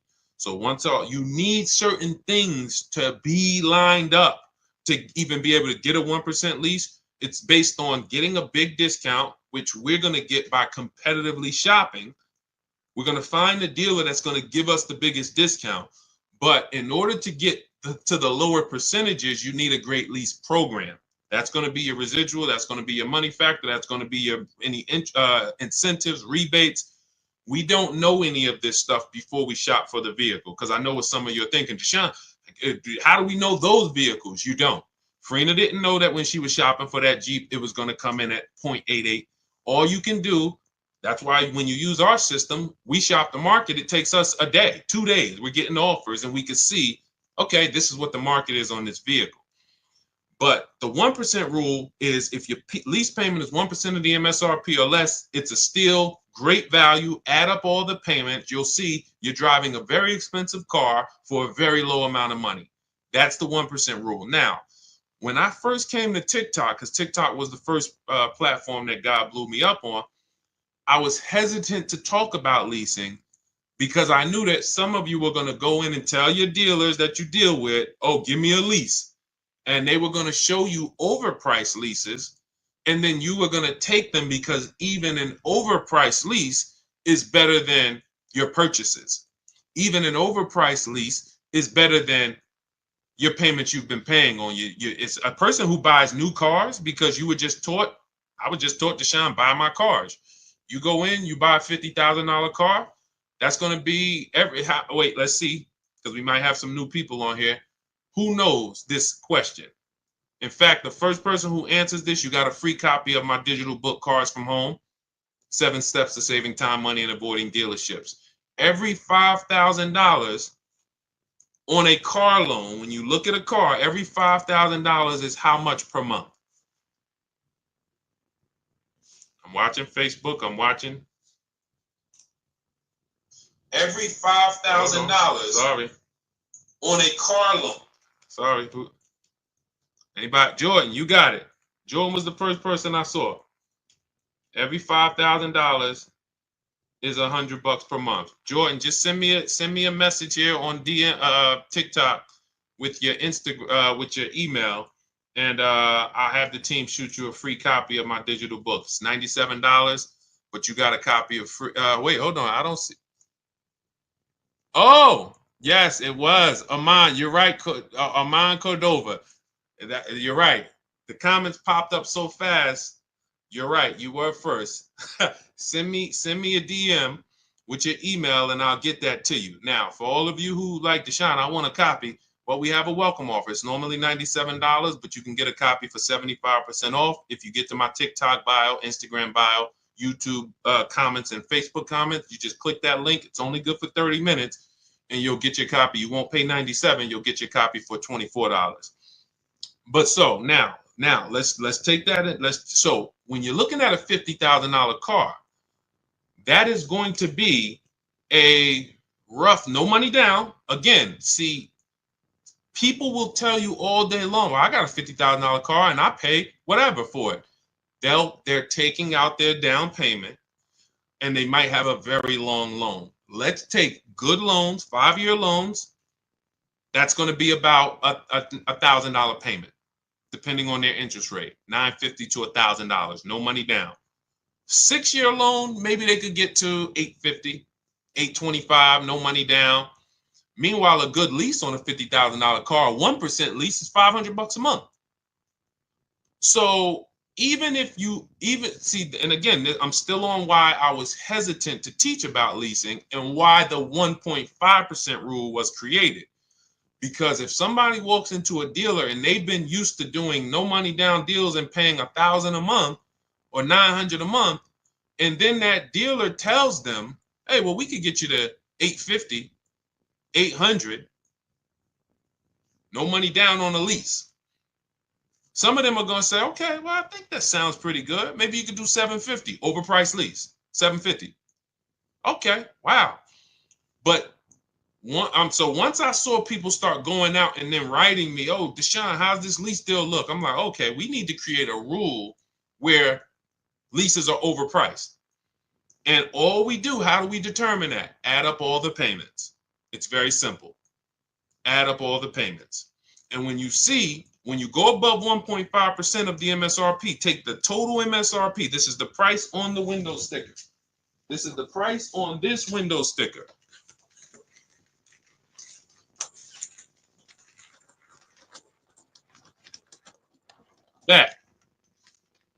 That you're taking this price right here, total MSRP. This is a vehicle that I just got.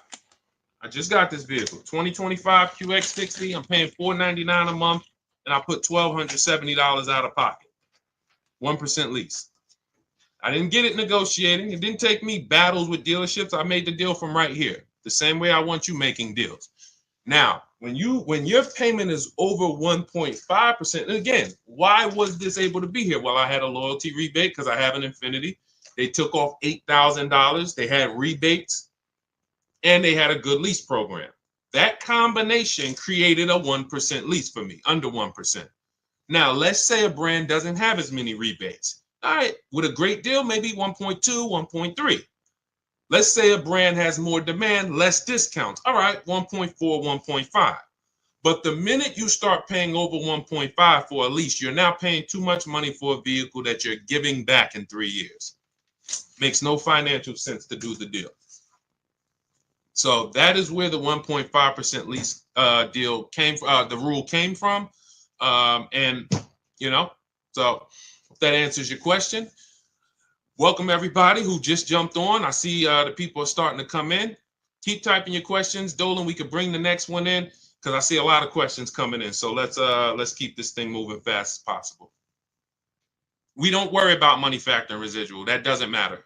You can't control those things. So the way you can, again, we're getting follow-up questions. Keep that question up. Somebody has a question about purchasing with bad credit. But what the reason why you don't worry about those things is because you can't control them. You can't control if a dealer's marking up the money factor. See, again, all of this is revealed by multiple offers. If you come into my dealership when I was there, if you worked, I worked at Mercedes. If you come in, okay, Deshaun, what's the money factor? All right, it's 0.00270. How do you know if that's true or not? You don't. You can't go shop me against your bank. You can't go say, well, I'm going to use my bank to get the lease. You can't. So there's no point in you worrying about things you can't control. The residual value, I don't care about that. What I care about is multiple offers from multiple dealerships from home. Where is my best offer going to be? 1%, 1.2, 1.4 out of all the dealers. And you know you've done it right. This is what I teach all my people. You know you've done it right when you have a range of offers. You should have a range of offers. Your best offer to your worst offer should be $150 to $200 a month difference for the same exact vehicle. Same exact vehicle. You should be able to see, wow, the best dealer is like $505 a month, and the worst dealer is talking about $700 a month. That means you've done it right, because 4 out of 5 are going to be overpriced. But everyone I teach who've gotten deals, when you look at, some of you on TikTok, you can't see this, but if you watch the replay on Facebook or Instagram, you'll see a bunch of people that we share all the time in my groups. They send me their deals, and we can see, look, 1%, $10.50 a month. Somebody just got a Yukon XL. They dropped the pricing from 75 to 36 to 70 grand, 1.5%, because it was a 2025 and they have no supporting programs. They have no big rebates, brand new vehicle to the market. Then you have 585, 1.1. This is a $49,000, almost $50,000, 2024 Nissan Murano Platinum, 585 a month. Ken got right around the holidays, 1.1% of the MSRP. He's talking about they accepted his counter offer. We have a built-in calculator in my book and in our courses where you just plug all your offers in and it spits out with the counters to send, because you never want to accept an offer without countering. But this is what no one here is worried about. Residual, they don't even know it. We don't know it. I don't know what the residual value is on this Infiniti truck that I got outside 2025. I don't care. Doesn't matter to me, because I'm not thinking about buying the vehicle. I'm not going to buy my lease at the end. I don't do that. We don't do that. I don't care what the money factor is. All I care about is my payment is 1% or less of the MSRP. My payment is 1.2% of the MSRP. My payment is 1.4% of the MSRP. I don't care about how we got there. I don't care about how many rebates they had or didn't have. None of that stuff matters to us. That's why we're able to just shop the offers. This is the stuff that slows you down. Worrying about things you can't control.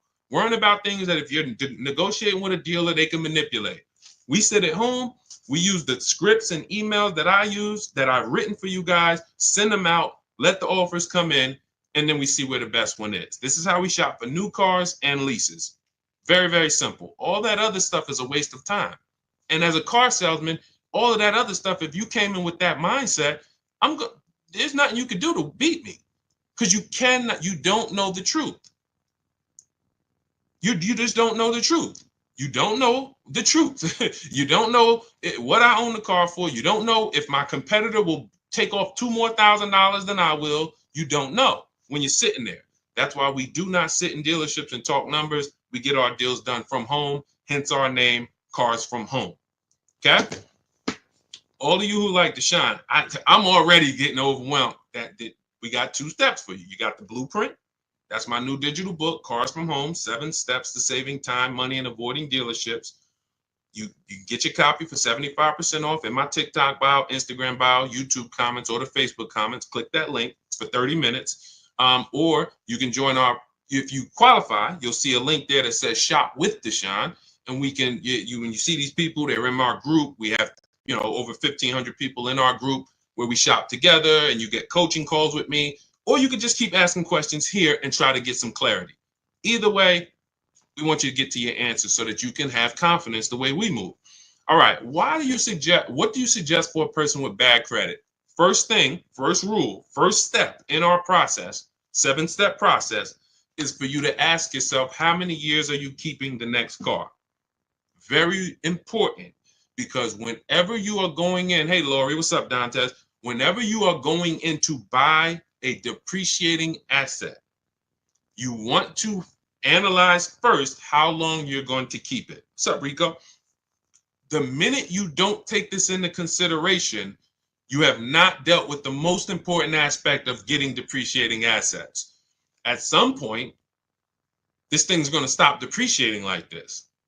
And what a lot of people do is they buy these depreciating assets, pay them off with a 5 or 6 year loan, if they even pay them off. Some of them even you trade them before you even paid it off. And then you go and you start a whole nother loan on a new depreciating asset right before it would have slowed down in its depreciation. What does that mean? Who has a car in their driveway right now who they've had it for more than 10 years? What's up, Chucks? Vanny, good to see you. We got a lot of questions coming in today. All right, I'm going to try to talk fast. A lot of questions coming in today. Who has a vehicle right now in their driveway you've had it for more than 10 years? Let us know. Not a lot of people. What's up, Keith Miller? Good to see you. Devin D, how many years have you had it? Let us know how many years you've had it. Put it like that. How many years have you had the vehicle? I want to clearly distinguish with these people. I want everyone else to pay attention because these are the examples of what we call keepers. All right, I see you, MG Daddy-O. All right, so you've had a vehicle 12 years. These are what we call keepers. Good to see you, Keith Miller. That means I've kept my vehicle so long, it's no longer depreciating. See, when you first get your vehicle, it's depreciating like this. Like this. It's literally a slope of losing value. You look at what your vehicle will be worth a year from now. It'll be worth $3,000 less. 2 years from now, it'll be worth $8,000 less. Like you're in a big depreciation cycle. But when you get to where Devin is and where MFG Daddy is, and these people who've had their cars for 12 years, 11 years, their vehicle is going to be worth next year about what it's worth today. They've reached what we call the reward stage. What's up, Josh? Starry Skies, good to see you. A lot of people checking in on TikTok. When you get, this is the purpose for the purchase. Because purchasing is expensive. You buy the whole car, you have to pay for it. You're on your own with the warranty. Once it expires, there are expenses. So what's the good part then? At some point, I'm going to get to a point where I own this vehicle, it's paid off, I have no payments, and it's not depreciating as much, where I can hold on to it, keep it, pass it down to my family, not go get another vehicle and start the process all over again. That's the difference. So the first thing you want to ask yourself if you have bad credit is, how many years am I going to keep the car? That's step one in my book, step one in our process. How many years am I going to keep this car? If it's more than 8, then I need to be purchasing, whether it's a new or used car. I need a below market purchase. Can't pay what everyone else is paying for their purchases. Below market purchase. But if I'm not going to keep the car for 8 years, then I need a below market lease. Because when you add up all the lease payments on a great deal, it's no comparison to a purchase. What I'm paying for this Infiniti truck, it's a $54,000 truck. I'm paying $499 a month. After 36 months with this lease, $499 times 36, I would have paid $17,000 plus I gave them the money for the I gave them about another $700. I would have paid $18,600 for a $54,000 truck. Y'all get that? Type $ if y'all understand the math. If y'all understand the value. $54,000 truck, I'm only paying $18,000 over 3 years. That means if I bought it, that's all the depreciation I'm going to pay for. $18,000 total out my pocket, out of my family's bank account to drive a $54,000 truck. Doesn't include taxes and everything. Some of you who are going to buy these trucks, you're buying taxes and everything. That'll put you around 58, 18,000.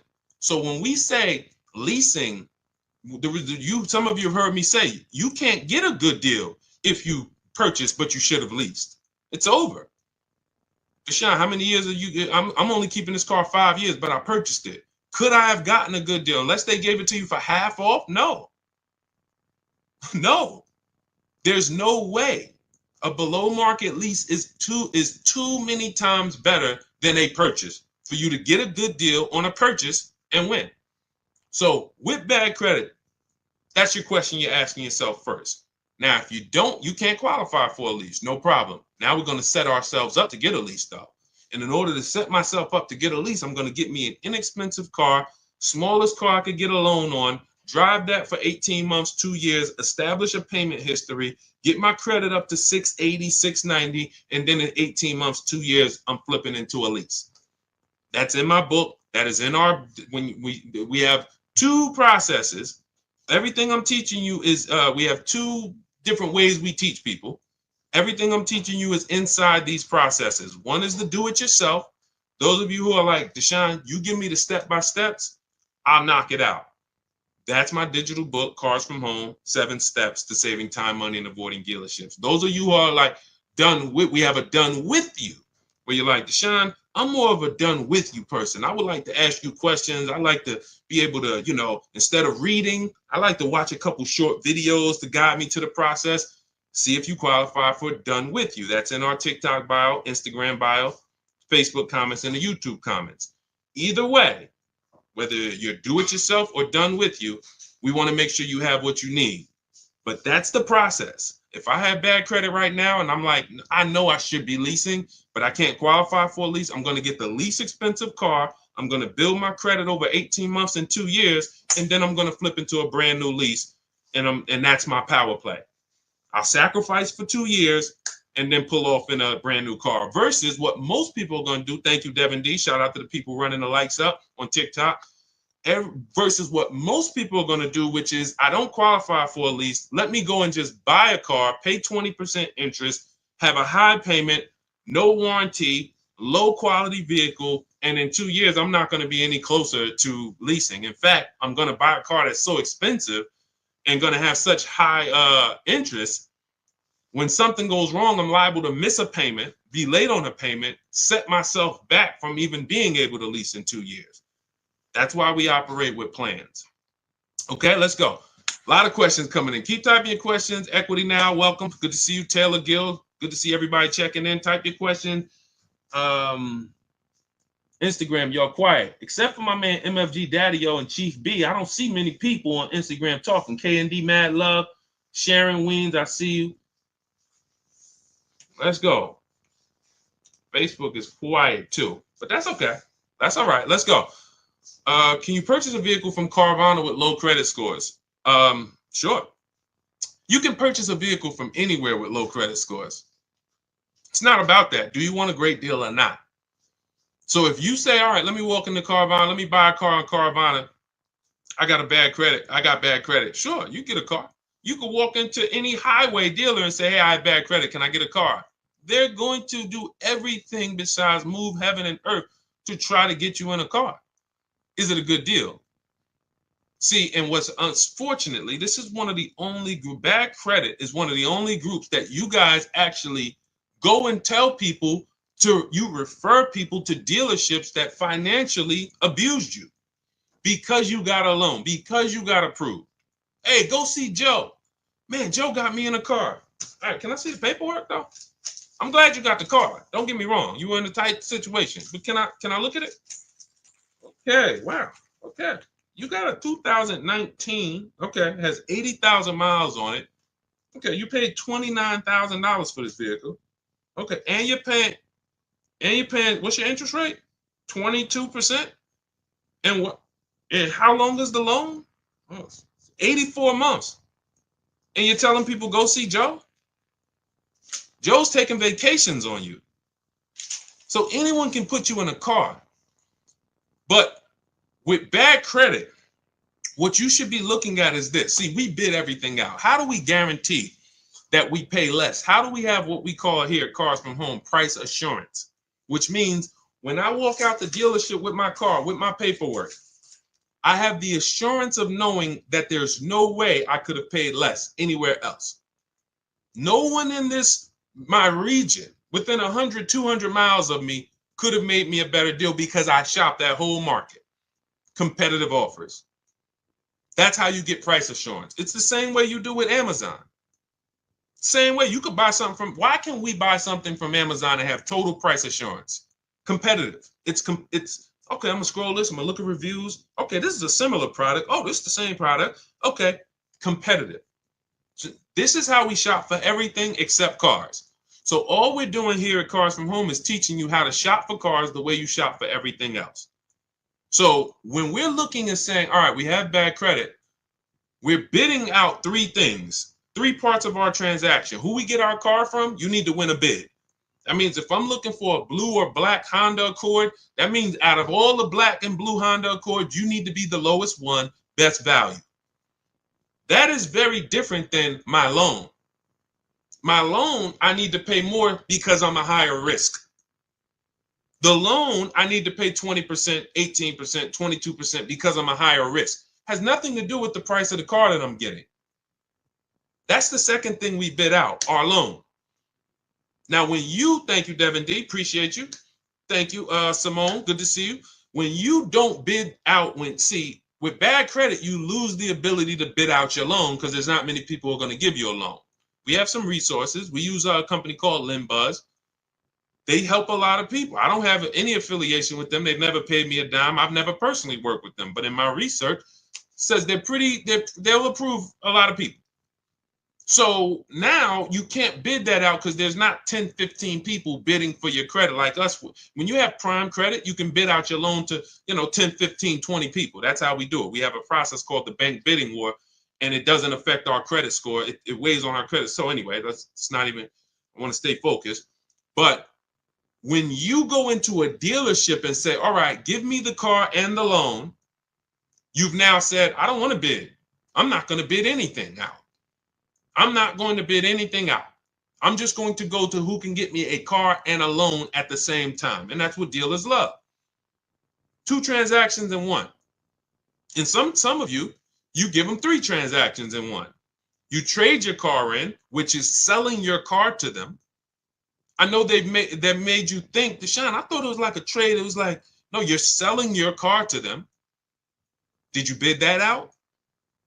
That's step 2 in the Cars from Home process, something called the equity assessment. Thank you, Letty Boy Mom, thank you. That's something called the equity assessment. We bid that out. How many people will write us a cash check in an hour for our current car? Bid that out. That's how we guarantee we get the most money for our old car. Then we're getting a loan. Bid that out. Notice everything I'm talking about can be done online. That's why the system is called Cars from Home. That's why the mindset is Cars from Home. Because if you were trying to do all of this, going to places, going to your local branch in your bank and your credit union and walking in, then you can't do this. But if you use the internet, you can actually do all of this right here. And that's how we do this. So if I'm you, I'm finding where's the least expensive car out separately. And then I'm working with a bad credit financer like LendBuzz or someone similar who will give me the loan, but I'm going to get a great price on the car. I'm not going to mix those two. Man, I got a great price on this car, but I got 22% interest on my loan. That's okay. Because in 2 years, when your credit's better, a year when your credit's better, you know what you can do with the loan? Who knows? Type it, because most of you know. I got a great deal on this car, great price. Great quality car. Look at it. Wonderful. I pay 22% interest now, but in a year from now my credit's better. Thank you, Devin D. Refinance the loan. Very simple. So that's what I'm doing if I'm in a place where my credit's not good right now. I need a car. Perfect. I'll pay higher interest right now. Work on my credit in a year, 2 years. Refinance the loan. Now I got a good loan. Great car. Perfect. Versus if you go into a dealership or you go into Carvana and just overpay for the car and you overpay for the loan, now forget about that plan. You go to refinance in 2 years, you're not even going to be able to. You're still going to be upside down too bad. You'll be upside down too much money, right? Great question. All of this is laid out. See, there's a plan for everybody. Everything I do was to create a plan for everybody. High mileage drivers, anyone who drives over 18,000 miles per year, type HM. In the chat. Type HM in the chat if you drive over 18,000 miles per year. You can't move the way regular people move. You can't base your moves on a regular driving. You don't drive the same. Most people depreciation look like this. You drive 18, 20,000 miles a year, yours look like this. 4 years, you got 80,000 miles on the car. You're depreciating your cars faster. You have a different strategy. We have a different strategy for people who are going to purchase versus lease, buy new cars versus used cars. But it's all 7 steps though. No matter where you are, what your profile is, 7 steps. That's why our system is based on 7 steps. So if you're like, Deshaun, I want the whole blueprint, that's my digital book, Cars from Home, 7 Steps to Saving Time, Money, and Avoiding Dealerships. It's already 5-star rated. You can Google it. This is what hundreds of people have used since we released it to get below market purchases from home. You can see all the reviews. Thank you to everyone who's reviewed the book on Goodreads. We appreciate you. You continue to help that book stay at 5 stars. We appreciate you.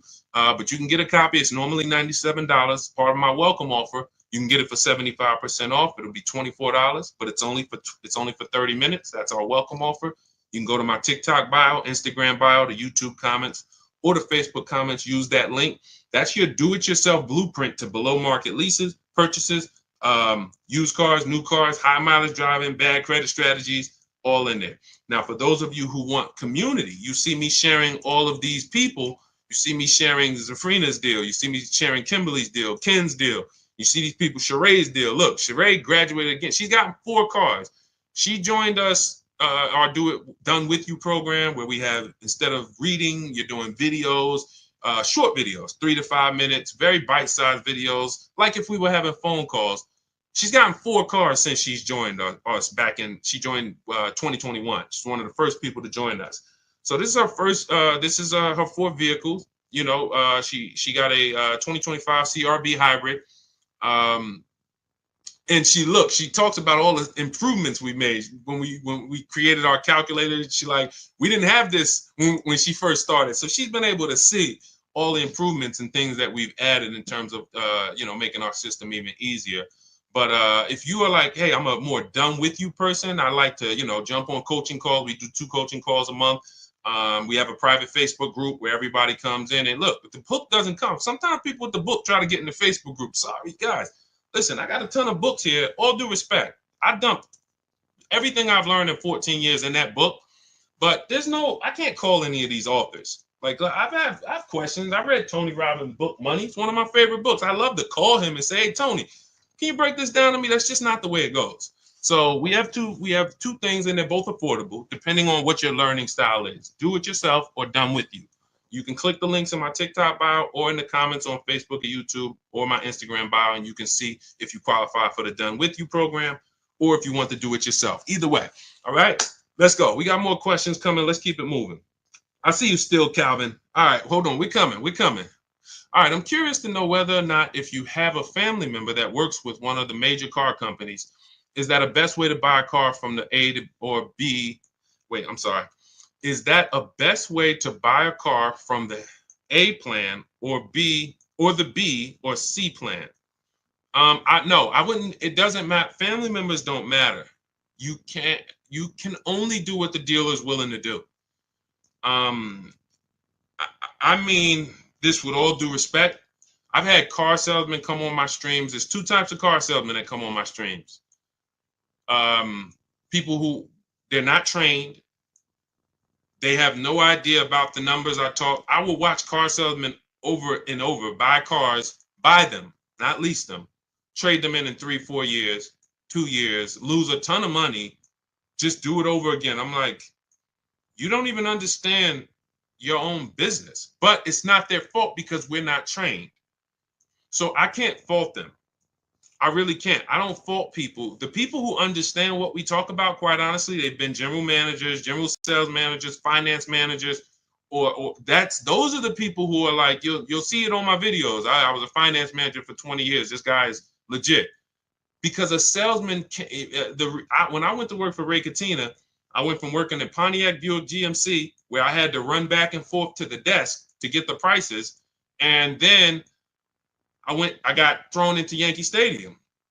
And Yankees, they're top 3 Mercedes-Benz dealer in the country at that particular time, and Ray doesn't have finance managers. You are the finance manager. So you are putting in the credit apps. You are working with the banks. You are going over everything with the customer, the extended warranties, the after sale products. They didn't have that experience that I had. Therefore, they've never been exposed. They're still back. Hey, let me go get the numbers from my manager. They don't even understand the numbers. They don't understand the program. They don't understand what makes up the numbers. So this is most salesmen in America. So it's always about bidding. I don't care if you have a family member, keep them honest, get other offers. It doesn't matter. Even for some of you who have special pricing. Oh, I get GM family deal. There's no guarantee a deal is going to give you the family deal price. You could go in and say, hey, I got a family deal. If you're dealing with what we call the 80%, okay, your price is this. So and your price is this. We ain't gonna tell you about the $2,000 rebates we got. Your price is this. We're not gonna tell you that in the lease though, because you're leasing. We're marking up this interest rate. You can't see that. So the only way to reveal what the truth is to sit at home and make these people bid and submit offers to you so you can look at them while you're in control. You're in control. Nobody's pressuring you, sitting in your living room, sitting in your house, and you're reviewing offers in your emails. And now you're seeing, oh, wow, this person was lying to me. And sometimes they're not lying when they say that's our best offer. That's just that dealer's best offer. They're not going to go any lower than that. A lot of dealers, we call them the 80%. I'm not going to go lower than a certain amount.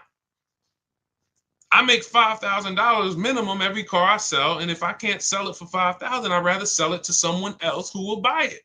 We got people walking in paying this. So why would I do the deal with you when I could just let another person come in who doesn't know how to shop and I'll just charge them that money? That's the 80%. But the 20% is who we reveal through our competitive offers, through searching the market the way we do from home. And that's how we make sure that we always pay the least amount in the market.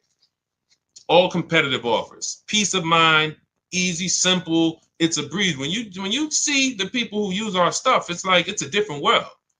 We don't have the anxiety you have. We don't have the buyer's remorse you have. We don't feel out of control like you have. We don't feel like, oh man, this is the second most expensive purchase of my life and I'm dreading it and hating it. Can't wait to get it over. We don't have those things. And that's where we want you to be. Okay? So Chucks, multiple offers, family member or not. I would tell friends. People know me. People said, Deshaun, I know you got this used. I remember a good friend of mine, he was buying a Mercedes truck. And I work for Mercedes. He said, D, I'm going to give you I'm going to call you first.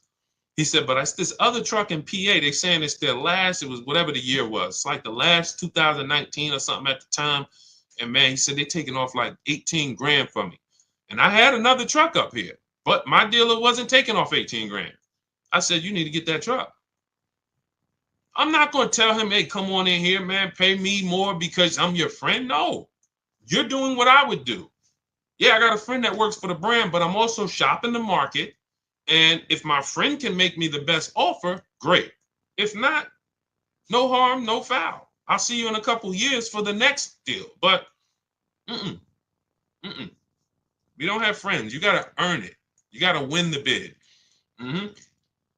Planning to keep the car. Good, Chucks. Doesn't matter if you're keeping it 10 years. You still need to get a below market price because if you pay 5-10 grand over what you could have paid, stretch that out over 10 years, that's how much money is coming out of your family's bank account for, not knowing how to do this. Okay? This isn't hard to do. What's hard is to unlearn the program. That's what's hard. I got to unlearn what I've been taught. Oh, I need a car. Let me go to the dealer. That's a program. I need a car. Let me go to the dealership. That's like saying, oh, I need a TV. Let me walk into Walmart. First thing we're going, and it's even worse than that, quite honestly, because, but anyway, let's go. Keep them coming, Dolan. See if we get Still Calvin. If not now, then let's get him, because we might have some questions before him. We already hit on the 1% rule and the 1.5% rule. I see, let's see. Let's go. Zoe Mill, good to see you. Byron Stallman, good to see everybody checking in on TikTok. Iris, good to see you, Mr. Coop. Go ahead, Dolan. We hit that one already. We hit that one early. The Kraken, nobody joined. Good to see you.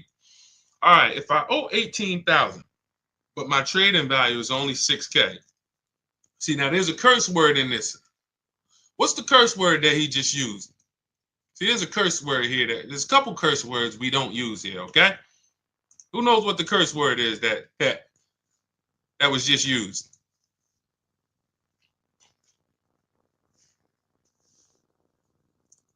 Nope, not but. It's the T word. Trade. Trade. We don't trade. Now, if you have now let me explain why we don't trade. Okay? You don't get what anything is worth trading. If I haven't, let's just say I have a this phone. Am I going to get more money trading this or actually putting it on the open market and getting offers for it? Open market or trade? O or P? I go trade this phone.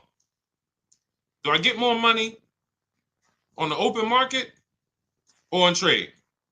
I see you, Big Step. Yep, Dimitri, I see you. Yep. Okay? It's no different. It's no different. I see you, Alonzo Wiggins. Good to see everybody. I love the engagement. I love that people, y'all up on the keyboard, you're engaged. We got probably another 10 minutes. Told you, we like to do an hour hitting hard, a lot of financial literacy, tapping for an hour, and then we move on. That's everything. Hold on. My alarm just went off on here. Thank you. Thanks, Dimitri. All right, I want to make sure I didn't get kicked. All right, so perfect. So that's why we don't trade. It's the same premise.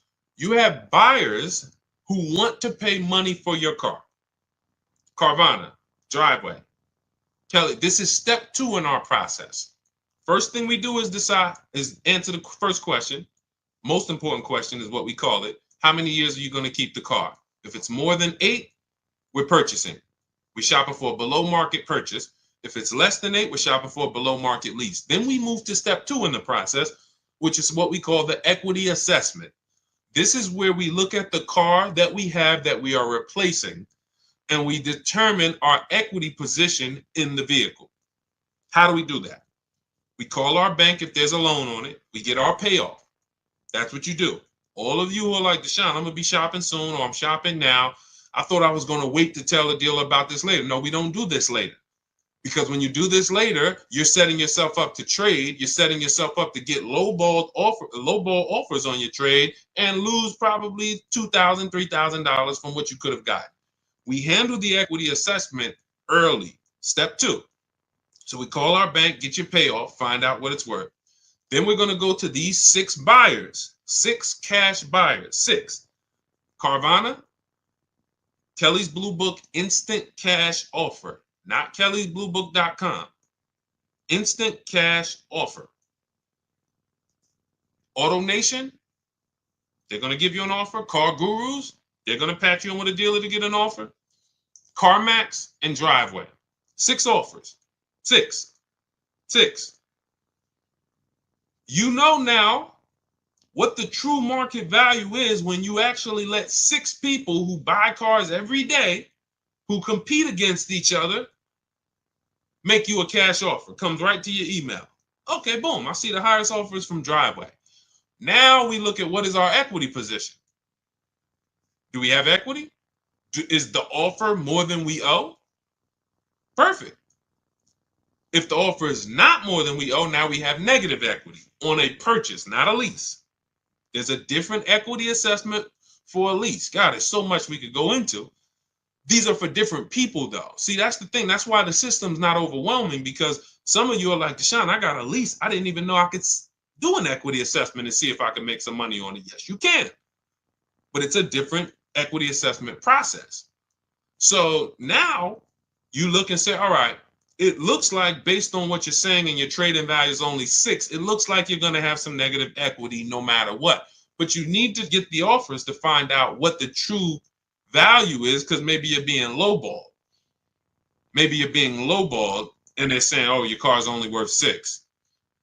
So if you owe 18, how can I get into something else without 10 grand down? So what I would be doing is I would be rolling that negative equity over and shopping for a lease to bury the negative equity. First question you want to ask, how many years you're going to keep the car? Doesn't look like you keep cars a long time. One, because you already have a car that you're planning on getting out of that you have a loan on. So that's usually the diagnosis of a person who does not keep cars.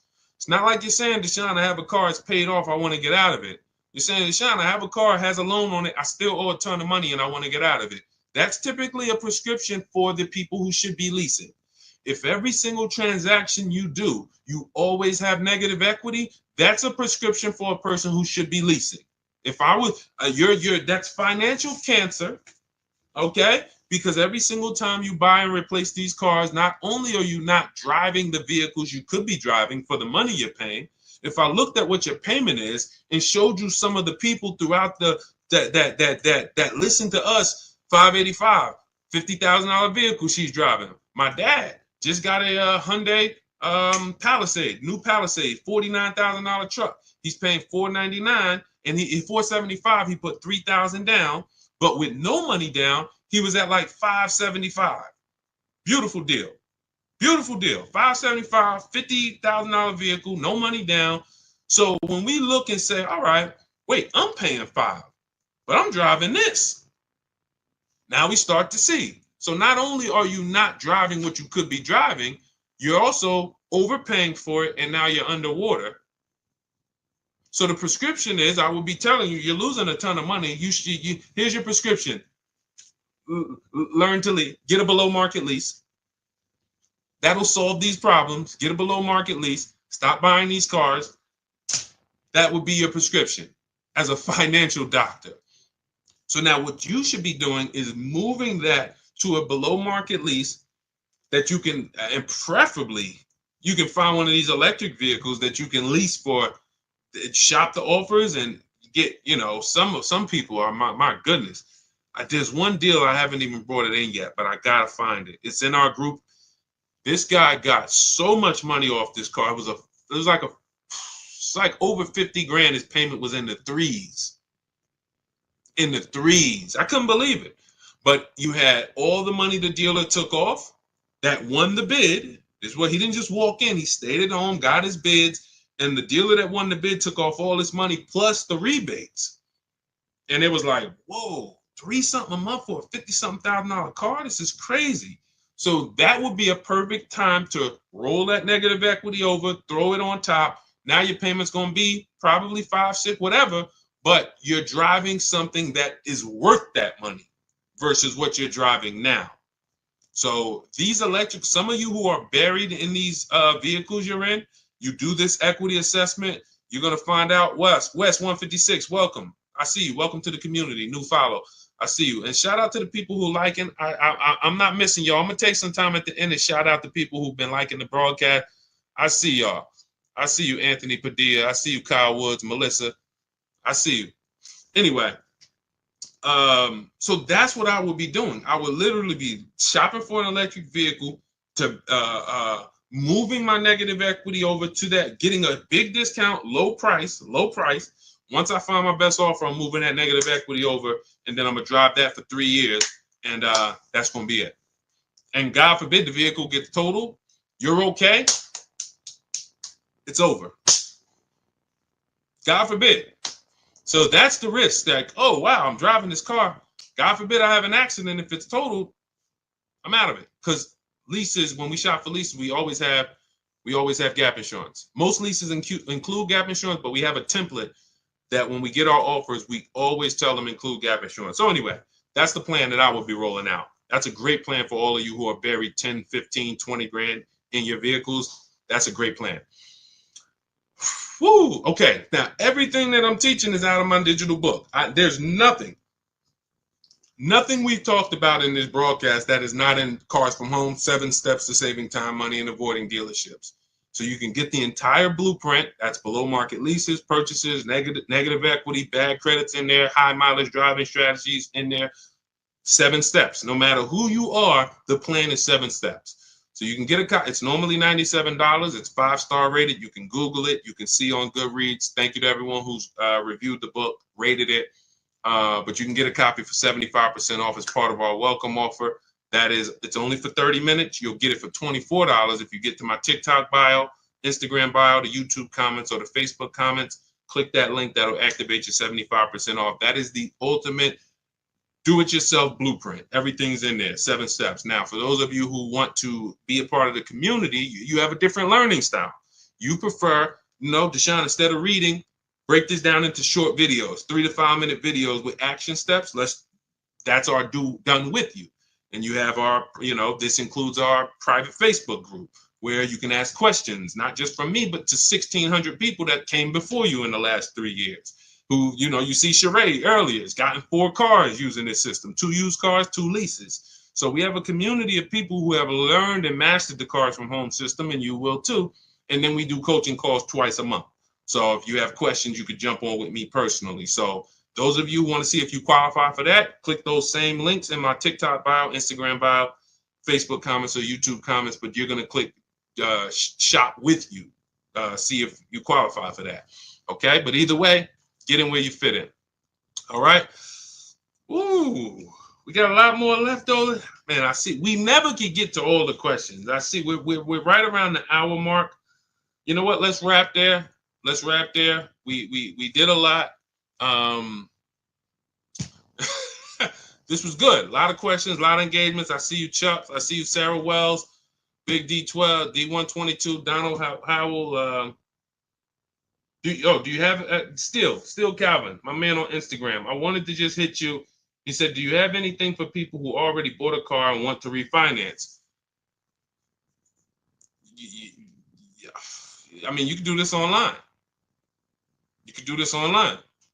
Type in, refinance car loan online, get multiple offers, your credit union, banks.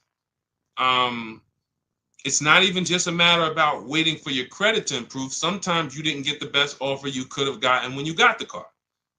So yes, sometimes it is, hey, I got the same credit, but there's been people who left the dealership at 8%. They didn't know they could have got 6% or 5%. They didn't know. They just, hey, it just feels like this. I'm paying 7.9. I feel like I could have got better. You go to online, refinance car loan online, give them your information and see if you can get a better car loan. That is something I will be doing on a regular basis, every 6 months, 12 months.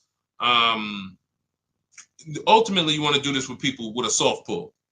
So specifically look for soft pulls. If you're going to do it on a regular basis, specifically look for soft pulls. You don't want to be, doing these hard pulls every 6 to 12 months at all. Okay. And listen, we do plan on inventing that because there should be a way to actually just easily have multiple offers submitted to you for banks. But it's, unfortunately, these systems don't exist. We do these things manual. In my book and in our course, we have something called the bank bidding war, where after we find our best deal on a car, we now are going to shop all our banks and credit unions to see the best offer. And then we're going to let the dealership see if they can beat it. So as long as you let multiple people access your credit in a small period, a small window, 14 to 45 days is what they say. If you type in rate shopping, car loan rate shopping, you'll see that Experian wrote a blog post about this, the rate shopping window, where they allow you to have multiple people run your credit with a hard pull. And at the end of that period, it will have the same weight on your score as one hard pull. So if one hard pull would have dropped your score 10 points, 20 hard pulls will drop it the same 10 points if you're shopping correctly. That doesn't mean we're going into dealers letting, hey, run my credit, then go to another dealer, run my credit. This is you manually letting banks see and make you an offer. That is the due diligent. That's the diligent thing to do. But yeah, that's, just shop and see. In your case, shop and see, soft pull, refinance quotes, and see what you come up with. Okay. Thank you, Chucks. Appreciate you. Thanks to everybody who tapped in. Hollywood Smiley, Liam. All great questions today. We will be back. For everybody who got the book, enjoy it, use it. Make sure you write me with your success story. As you can see, I always like to get these emails, you know, with your, and I, you know, I didn't get a chance to. On the next stream, I'll read some of the emails we've gotten. They take a little longer. You know, this one from Chris. A lot of you have sent me emails. Don't think I haven't got them. Jessica, you know, I gotta, I'll we try to flow and get in, you know, once we get into a flow, we don't always get a chance to read all the stuff. So anyway, Dimitri, I'm glad you just got your book. Enjoy it, use it, and keep unlearning. Forget every single thing you've learned about the car buying process. Trust our process. That's what I say. When you get started with us, you come into Cars from Home, it's oil and water. The systems don't mix. So you leave everything at the door. I've accounted for every part of the car shopping process, even when you're going through the steps and you're like, wait, he hasn't talked about this yet. That's because it's by design. Oh, he talks about this at day 5. When you get to step 5, you'll be like, oh, okay, this is where it's hit. I'm used to planning that here. See, there's a reason. There's a specific order for, everything is in order for a reason. So trust our process, leave all the things you learned and the car dealers programmed you to do at the door, and your success is guaranteed. All right. God bless you. I'll see you soon.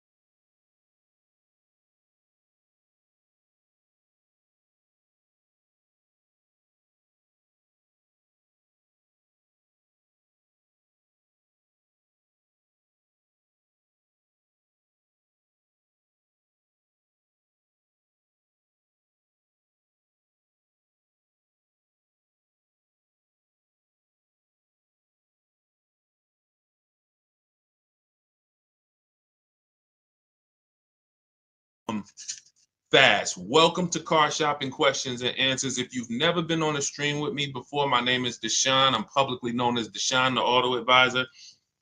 Everyone, if you are new here, type a number 1. What's up, Mr. Randy? What's up, Andrew? What's up, Dana?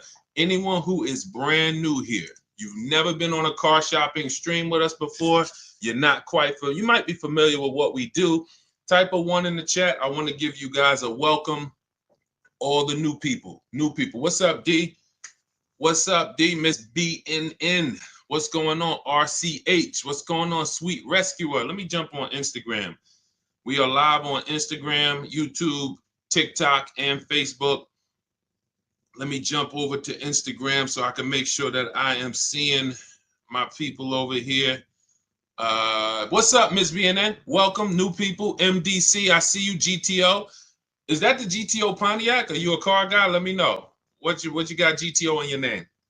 Everybody who is new, type of number 1. Jingle, welcome. Daniel, welcome. Scott Biggs, welcome. Anthony Byron, welcome. Welcome. Let's go. I like to know the new people. Now, if you've been here before, I want you to type welcome. Type welcome if you've been here before. If you're familiar with what we do here is we are the place to make sure you get the best deal on cars, new cars, used cars, leases, does not matter. That is what we do here. Welcome. So when you guys see the welcome from the people, that's the regulars. These are the people who tap in. What's up? Good to see you, Epic. Good to see you, Kenneth Newby. Good to see you, Mr. GG. When you see the welcome, this is our community welcoming you here. What we do here is very unique. If you tap in, we'll be on for about an hour. You can get your questions answered about car shopping. I spent 14 years in the car business, working for Mercedes-Benz, General Motors. I ran a brokerage for 4 years. And now what I do is educate you guys, give you the tools, the strategies, the step-by-steps to make sure you are never overpaying for cars. You need to be getting the best deal in the market, and that is going to be $5,000, $10,000, $15,000 less than the average people are paying, depending on what car you're getting. So Start typing your questions. And as you get the questions, I have Dolan, our man, moderating in the background. He's going to be bringing your questions onto the chat. Doesn't matter whether you're on Facebook, whether you're on YouTube, Instagram, or TikTok. Type your questions and we'll bring them all onto the show. Okay. We have 2 things that we give you for the step-by-steps. Depends on if you're a do-it-yourself person. Everything we'll be talking about and everything you'll need to pay less than everyone else for cars is inside my new digital book. It's called Cars from Home, 7 Steps to Saving Time, Money, and Avoiding Dealerships. Now, that book's normally $97. It's a digital book, but it's part of our welcome offer. You can get your copy for 75% off. It'll be $24, but it's only for 30 minutes. That's our welcome offer. You go to our TikTok bio, our Instagram bio, the YouTube comments, or the Facebook comments, click that link. That's for you do-it-yourself people. You say, Deshaun, give me the plan, give me everything, and I'm going to follow it to the T. Go grab your copy and come on back. For those of you who are more of a do-it-with-you, Deshaun, I want to work with you together, then you can click the link, those same links, and you can click Done With You, see if you qualify for us to shop together. And then, you'll I don't care how you get it. Even if you ask your questions, let's get to it. And then, if you can piece it together and I can give you the answer you need right now, then you don't need the book and you don't need the coaching program and you don't need nothing. So I just want to make sure you have the tools you need to go out here in this market and win and pay less than everyone else is paying. All right, Dolan, let's get to the first question. I'm going to try to get through as many of these as possible. We're going to be fast but thorough. All right, 70 GTO, the Judge Ram, owner for 40. Okay, that's a classic. When I saw GTO in your name, I said, people don't put GTO in their name unless they're a car person. Like, that's the Pontiac GTO for those of you who don't know. When I work for Pontiac, that's where I started my career. So I remember the last body style of the GTO. And when we lost Pontiac during the Great Recession, it was a sad day. And then they just came out with the Pontiac G8. That was doing pretty good. So shout out to you. That's a very nice car. Go ahead, Dolan. Let's go. Everybody ask your questions. We're going to go. I'm going to do rapid fire Q&A today. Let's go. It's 2025. It's money on the table. Let's get to it.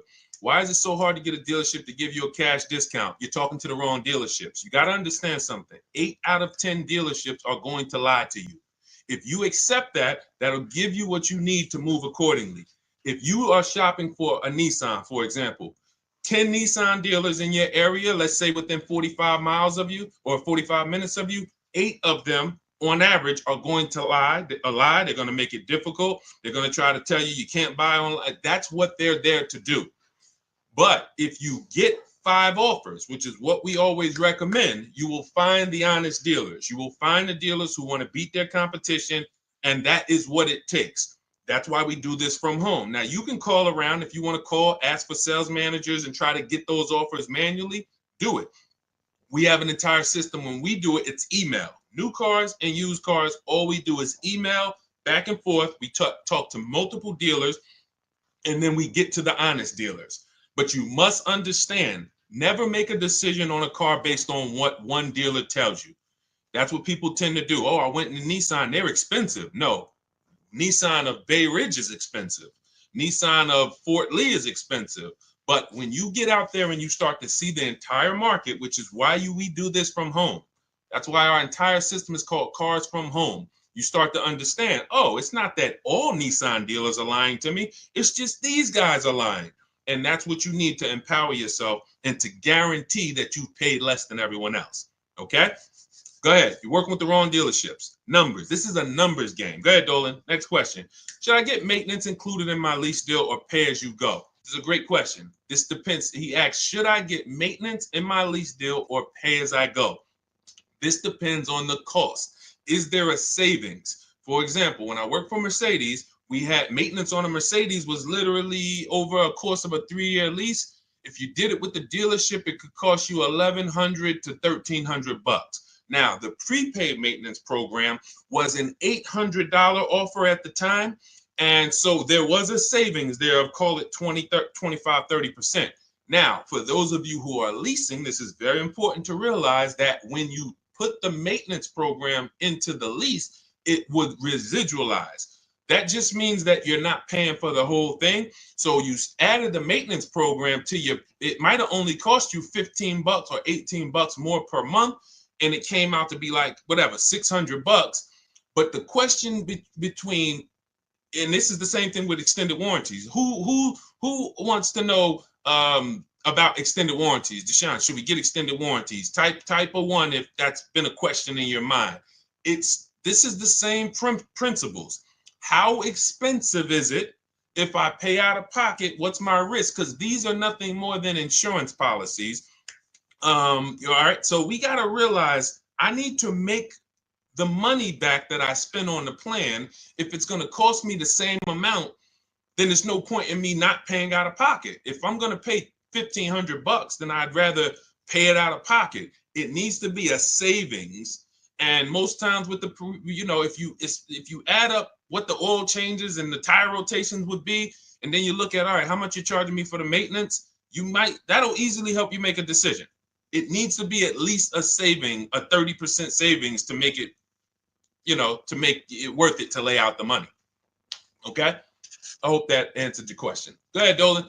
Let's go, y'all. What's up, Saucy Slinger, Liz Galvez? Shout out to the people on TikTok checking in. Shay, what's going on? Jose Reyes. Just got my chapter. Keep asking your questions. We are going to try to get through as many as we can. I'm trying to do rapid fire, but I still want to make it thorough. And shout out to everybody sharing. We appreciate you. Just got my Chapter 7 bankruptcy discharge last month. What do you suggest the best way to buy a car? If you need, first of all, if you could wait, get your credit score up to a 680, 700. I've seen people do this out of a bankruptcy very quickly, very quickly. If you are purposeful, I always tell you guys, follow Shonda Martin, Road to 750 plus. Some of you probably follow Shonda. She's a great resource in terms of credit. She's just like me, but all she does is credit. She'll do Q&As. She's been in the industry. She knows the ins and outs. She knows the stuff we don't know. If you follow her, she can help you get to a 700 score quickly with some things you could do immediately, especially out of a bankruptcy. You have a blank canvas. But I would wait, if you can, until you are in that 680, 700 category, because that's going to help you qualify for a lot better programs and move in a lot better way. Now, if you can't, then I would tell you to get an inexpensive car, point A to point B. Don't make a long-term decision and your credit's going to be great next year. It'd be a shame to make a long-term decision right now and you're going to pay high interest. You go out and you get a $20,000 car, 20% interest rate, 5-6 year loan, and a year from now, your credit's going to be better. And then you would have been able to lay out a whole different deal. So I would tell you, get an inexpensive car, point A to point B, get your credit up, and then make a power move. So are you willing to you got to be willing to sacrifice so that you can make a power move later. People are not going to understand. Oh man, you're driving that old car. Yeah, God, you could afford, why don't you treat yourself? You could afford a better car than that. They don't realize I'm operating with a plan. And then when you pull up, because some of the rule we teach is you shouldn't be buying cars if you're not keeping them 8 years. I'm going to show you some people in these lease deals. And first of all, the discounts we're still getting are incredible. But some of these lease deals are just getting, and like, we're driving cars for cents on the dollar. So if you're not keeping your cars 8 years, you should be leasing. You might not qualify for a lease right now. So you might say, all right, get me an inexpensive car, Facebook Marketplace, get me from point A to point B. And then a year from now, you got a 700 credit score. You pull out in a 2026 brand new lease, paying cents on the dollar. So it depends on you. I don't give people the exact strategies because I give you the options. I give you, based on your goals, these are your options. You pick the best one. Okay, if you want to ask a follow-up question, go ahead. All right, great question. Let's go. Keep it going. Let's go. Hold on. Let me see here. I want to be able to see. Hold on 1 second, Dola. I just want to be able to see everybody on Facebook, Instagram. I can't see you guys on Facebook, but on Instagram, but I want to be able to see you guys on Facebook. Hold on. My truck got repo. How can I get it off my credit? That's a question for Shonda. I don't do credit, y'all. I'm gonna tell you why. Credit is its own expertise. See, if people didn't do cars, a lot of you wouldn't be in trouble. A lot of you wouldn't have bad information about leasing. But because people start thinking, well, I teach people about investing in stocks and mutual funds, you know what? I think I can teach people about cars, and they're leading you astray. They're giving you horrible advice because they don't actually understand the multiple ways to acquire a car. That's why I stay in my lane. I wish they would stay in their lane. Shonda teaches credit. Road to 750 plus. That's a question. Getting something off your credit, that's a question for a credit specialist. Okay? Go follow Shonda and go and implement what she teaches. It's Shonda Martin, DJ King. Shonda Martin. She's all over. She's on every platform. And you can type in Road to 750 plus. I'm sure there's some people on here that could co-sign how great Shonda is as a resource. Okay, go ahead, Dolan. Shoot the next one up. Okay, what is your opinion is the best large SUV in 2018 and up range to buy? There's a lot of them. We're not giving ourselves enough time to shop and consider what we want. If I was looking for a pre-owned car, I'm going to look at a car, find something on the road that I like. I'm going to look at competitors, and then I'm going to just do our, our system is a 7-step shopping system, 7 steps. First step is the most important question. How many years are you keeping the car? That's going to help you determine should I buy or lease it. Second step is equity assessment. So we don't trade cars here. That's a curse word. We sell our cars on the market to cash buyers, big companies, Driveway, Vroom out of business, Carvana, a local dealer. We have 6, anybody wants to know how do we do this equity assessment to not trade our cars? You could ask that question, but that's step 2. Step 3 is where we structure our deal and we budget based on a deal. How much would a good lease deal be on this car? How much can I actually spend on this next vehicle, including my taxes and fees, so I don't get surprised when I budgeted $500 a month or when I budgeted $30,000, but I forgot, the taxes and the fees and all of that. So we do this. We have a very simple calculator in my book and in our course where we give you this stuff. These are tools we created. And then step 4 is very important. It's called shopping, not buying. That's the step we're not spending enough time on. Looking at the market. There's 40 some odd manufacturers out here. They're making better technology, or they're trying to make better cars, better technology, nicer looking vehicles. We deserve to look at them. You're about to spend 5 figures, most of you, on a vehicle. You should be looking at the market, seeing what everyone's trying to sell me. And so I would pick a vehicle and then come up with some competitors. But in step 4, what we do is, it's very important. This is where you will get in trouble if you don't do this. It takes 5 minutes. You're going to every vehicle you're looking at, go to Google, and you are going to type in the year, make, and model, longevity. What that's going to do is show you what the data says about this vehicle in the long run. Is it known for having transmission problems? Who's got a vehicle and then not even a year later transmission went out? Can we be honest? Can we type me if we're being honest? Who's got a vehicle and transmission went out in a year, or engine went out in a year, or the head gasket blew within a year? Okay? Listen. Nobody on here, I'm sure. So when we what we want to do is look at the data, because the data will tell us this vehicle is known for transmission problems at 80, 90,000 miles. And then if you're looking at a used one and it has 75,000 miles, you could pretty much assume, all right, there's a chance that we're going to have some transmission issues with this vehicle.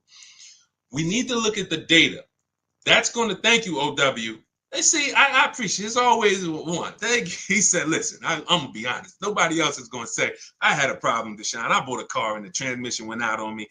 This is what we can avoid in most cases, because what we're doing is we're checking the DNA of the vehicle. Some of you, it's not a problem of you getting vehicles that it's 2 ways we make sure we avoid these problems. First is we're going to check the DNA. That means we're going to do that longevity search in Google. We're going to see, is this vehicle just made poorly? The transmission's made poorly. It's going to go out.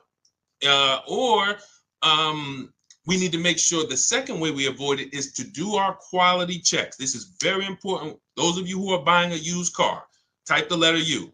If your next car will be a used car, type the letter U. This is very important what I'm about to tell you. And some of you may have a notepad and you're remembering this. Thank you, Keith Miller. Thank you for sharing. Appreciate you. DJ King. Okay. This is very important. 3 things we're going to check to make sure we're getting a quality used car. The first is going to be the title. What is the quality of the title? What does that mean? I need the Carfax. I need to see, was this vehicle a rental? Is it a salvage title? Was this vehicle rebuilt? Does this vehicle have frame damage? These are the quality of the title. Thanks, Mr. Randy. Shout out to the sharers. Appreciate y'all. This is what we're checking first. This is our first line of defense, the title. We don't wait. People say, well, Deshaun, would you get a rental? Well, it's not going to be weighed evenly like other better title histories. So it's not that I'm against rentals, but there's levels to this, as they say.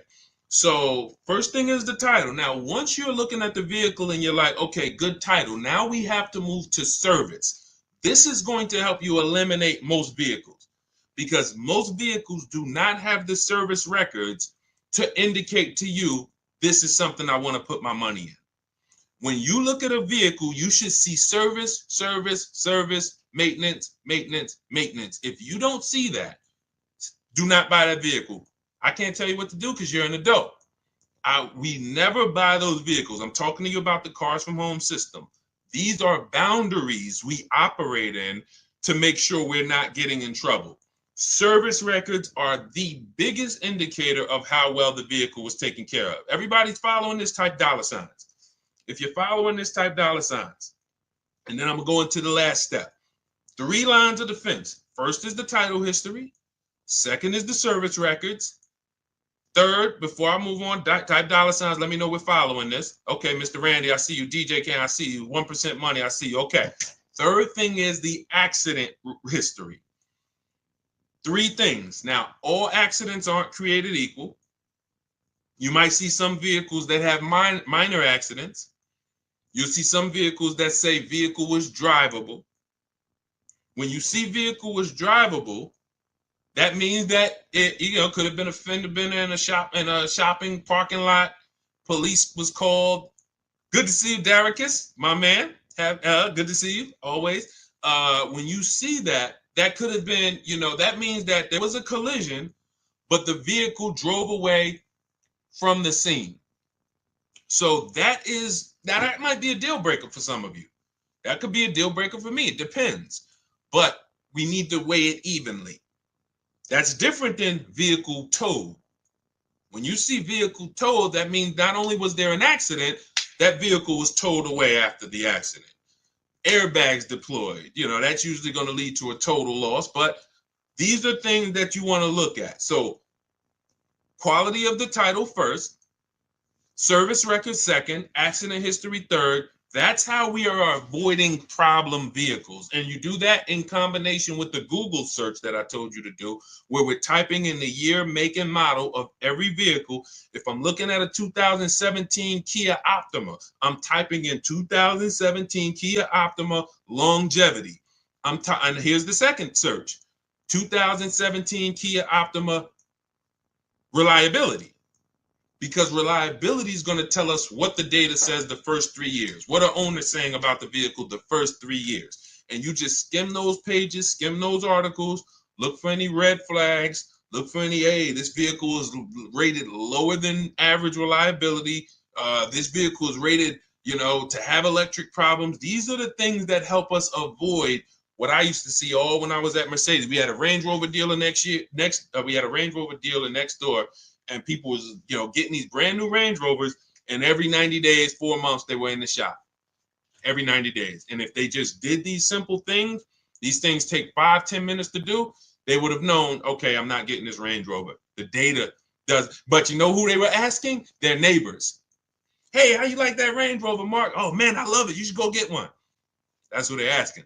We cannot ask our neighbors. We ask the data. All right, great question. Keith Miller, let's go. Go ahead to the next one, Dolan. JR4L, let's go. It's 2025. By the way, all of you who are like, Deshaun, this is a lot of information so far. Listen, I'm not going to remember this. everything that I'm teaching on this stream is out of my new digital book. It's called Cars from Home, 7 Steps to Saving Time, Money, and Avoiding Dealerships. You can Google it. It's 5-star rated. Thank you to everyone who's taken the time to rate it and send me your stories. That's the entire blueprint for how we get below market deals, leases, new cars, used cars, and we have a welcome offer. It's normally $97, but as part of our welcome offer, you can get your book for 75% off. That'll be $24.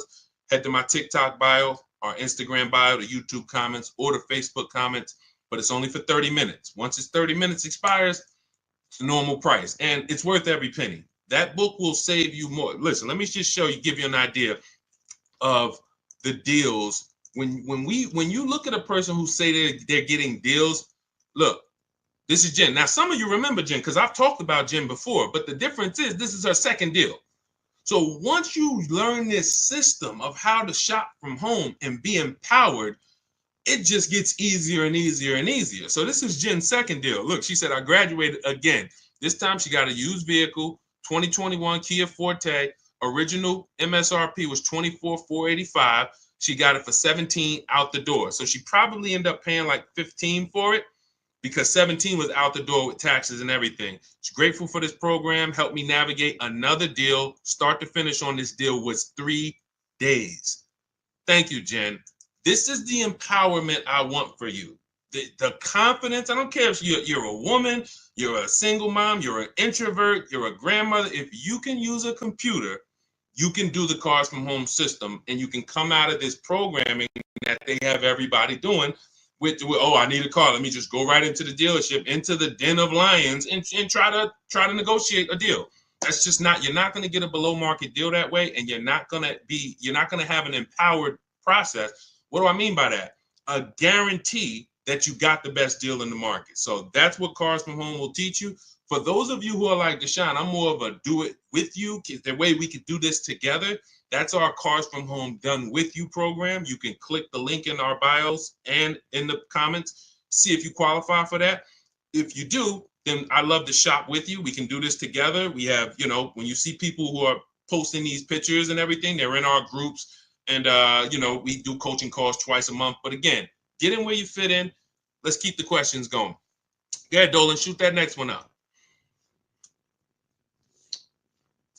All right, let me take a sip of water. Let's go. Chemo Thomas, good to see you. Jeremiah, shout out to people checking in on TikTok. We are live on Facebook, Instagram, YouTube, and TikTok. So, but I can see people on TikTok. I got to get away. Dolan, we got to figure this out. I need to be able to see the people on Facebook and Instagram. I want to be shouting them out too. We use another device on TikTok. That's why I can see everybody. Clinton Harmon. I can see Armando. I can see Chemo. I can see Bo. Don't think I wouldn't be shouting y'all out too. Now, if you ask a question, then of course Dolan will bring you up and you get your questions answered. What do you think about an aftermarket warranty at CarMax versus the manufacturer? So an aftermarket warranty. The person asked, what do we think about aftermarket warranties on CarMax versus the manufacturer? So CarMax, when you hear any dealer say we have a warranty, it is limited. Be it CarMax, AutoNation, what that is giving you is if you deal with us, we can support the warranty. As long as there is a dealership that we own or a location we own nearby, you're good. It's not like you have a Honda, your warranty is good anywhere in the USA. You could be in California, Oklahoma, Florida. Find the Honda dealer, you're covered because Honda USA is covering it. So we got to weigh those two things differently. If we're buying locally or we're buying from somewhere where we know there's some of these places, let's say CarMax says, okay, we'll give you the CarMax warranty for $1,500 and that'll cover such and such. First things first, here's the biggest thing. Write this down. Find out what's covered. That's the big thing. You know what the next big thing is? What's not covered. Because who's had an example? And listen, we're an honest community here. The people who look, it might sound like, dag, man, it seemed like when I get on this stream, Deshaun, I'm like, I'm doing everything wrong. Yes, that's true. Because you haven't been on the inside. I've been a car dealer, car salesman. I've had my own brokerage. I've been in the industry since 2006. So the way I'm talking is to make you an insider. It's corporate greed, and I'm giving you the things you need so that you can see the smoke and mirrors now. So it's going to sound like, oh man, I'm doing everything wrong. But the empowerment is now we know what not to do. Now we know what not to do. So who's had an example of buying a warranty and then going to use the warranty and finding out that what they wanted to use it for was not covered? Type ouch. Type of ouch. You know what the pastors say, if you can't say amen, say ouch. This is why when we get these warranties, we have to ask clearly what is covered. I see you. It's no username, it's just a bunch of numbers, but I see you. Thanks for being honest. We want to ask what's covered, what's not covered. So if CarMax is offering you a warranty, we need to know what's covered, what's not covered. Now, if your vehicle is still under manufacturer's warranty, which means every new vehicle that comes in and is sold in this country comes with a manufacturer's warranty. While that vehicle is actually under manufacturer's warranty, it is less expensive to extend it because it's already covered.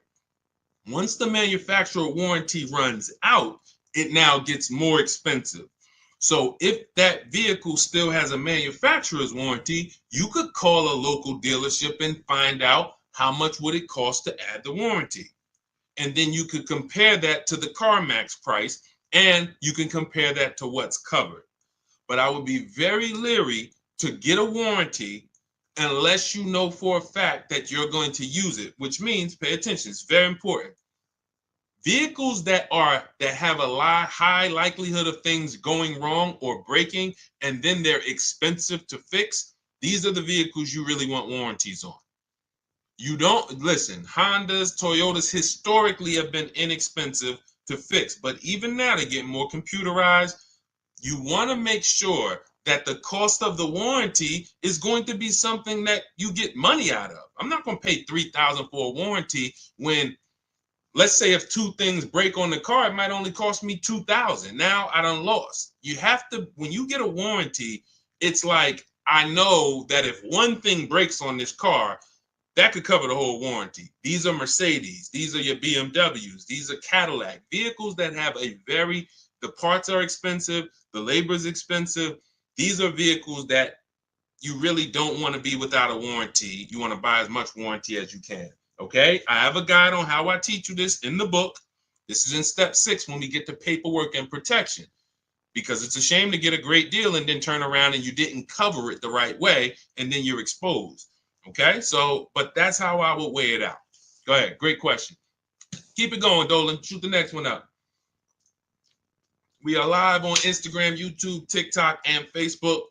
Type your questions. We'll get to as many as we can. Can a person still lease a new car after a bankruptcy, or will I be stuck with pre-owned? Listen, I would tell you what I like to see, and what most banks like to see is high sixes, 680, 670. I like to see people get at least there, because that gets you out of the manipulation zone, I call it. The manipulation zone is, oh, we got you approved, but you're not tier 1. You're tier 3, you're tier 6, and then they can manipulate that payment. And we have ways to protect against that. That's why we always have multiple offers. So I'll give you an example. I got an Infiniti. I leased an Infiniti truck middle of November, my wife's birthday. So when I leased that, I got it for $1,200 out of pocket, $499 a month. It's a $54,000 vehicle. So now, when I went there, they used one of my scores, which was Equifax, and it was right under 7. And they still tried to play me. And they said, hey, we didn't get you approved tier 1. I said, okay, first of all, This is something we always do online. Sometimes I break my own rules and I pay the price. Again, the rules that we create are no respect of persons. They don't care that it's the shit. I would normally never leave my house until I make sure, hey, approval's good, let's go. But this dealership was taking a shot at me. The finance manager was taking a shot at me. Now, what I know is tier 1 and 2 in that particular vehicle is the same approval. He didn't know. I don't go in and broadcast, hey, I don't want people to know that I'm Deshaun, the auto advisor. Like, that is like the last thing I want people to know when I'm getting a car. So I'm just like, okay, cool. But I have backup offers. And that's what you always have when you're in that manipulation zone. And even with high 6, you can have a 690 score. Somebody wants to take a shot at you, they're going to take a shot at you. And how we protect that is always having backup offers. And we say, okay, well, if that's the case, then actually I'm gonna go with my second offer. Is there anything else you can do before I move on? And most times that's when they'll say, oh, okay, well, we talked to the bank, you're good, no problem. That's the way it works. And again, if I wasn't in the business, if I didn't sit in that seat, I wouldn't be able to coach you guys and give you the tools necessary. So this is why I like to see people get to the high 6s at least before you start to pursue a lease, because once that's going to qualify you for most programs. Yeah, I'm not saying you can go out and lease a Benz the first time. Usually Benz doesn't want to be your first lease, but Hondas, Toyotas, Fords, most vehicles are going to be, you're going to be just fine there. So get your credit up to and if you need a car right now and you have to buy it, I'd buy an inexpensive car. I would get a very inexpensive car. If my goal was to lease, I would be looking at something on Facebook Marketplace, a couple $1,000s, get that car, drive it for a couple months, keep my bills down, get my credit up to close to 700 or more, because that's simple to do when you have a bankruptcy. You got a literally you got a blank slate. I've seen people get one credit card or two credit cards, and in less than a year, they're at a 700 score. So you can literally be setting yourself up for success in leasing a brand new vehicle in less than a year if you follow a nice plan. Okay. But if you want it all, then yay, some people go out, hey, I don't care. Credit score is, 0. I just came out the bankruptcy. Let me go get this Dodge Charger. I want the Hemi. I want the Hellcat. And someone will put you in the car. So it's not that, oh, Deshaun, you told me I couldn't get a car. No, I'd never tell you that. Someone will put you in a car. But when you come and you talk to us about that deal and you show us your paperwork, we're going to look at you and say, hey, this was a horrible mistake, horrible, that you can't get out of now. So that's why we like to prepare, come up with a plan, and then execute that plan. Okay, there are strategies. I have a whole bad credit strategy in my book. I have a bad credit plan B. So for those of you who are like, Deshaun, is there something in there for bad credit? Not only that, high mileage drivers, you guys need special strategies. You're driving over 18,000 miles. That's all in the book, Cars from Home. It's a digital book, so it'll be in your inbox by the time you jump off this stream. It'll be in your inbox. You'll have the blueprint for everything we talk about on here. Okay, and we have a welcome offer. Normally $97. You can get your book for $24. That's 75% off, only for 30 minutes. So head to my TikTok bio, my Instagram bio, click those links or the links in my Facebook and YouTube comments, get your 75% off. And then once you pay for your book, very important, screenshot that thank you page, because the book is on there. You can literally open that, save it to your computer, and then you have a support email. Just in case some of you type your email wrong, you can email my support team and make sure you get your book. All right.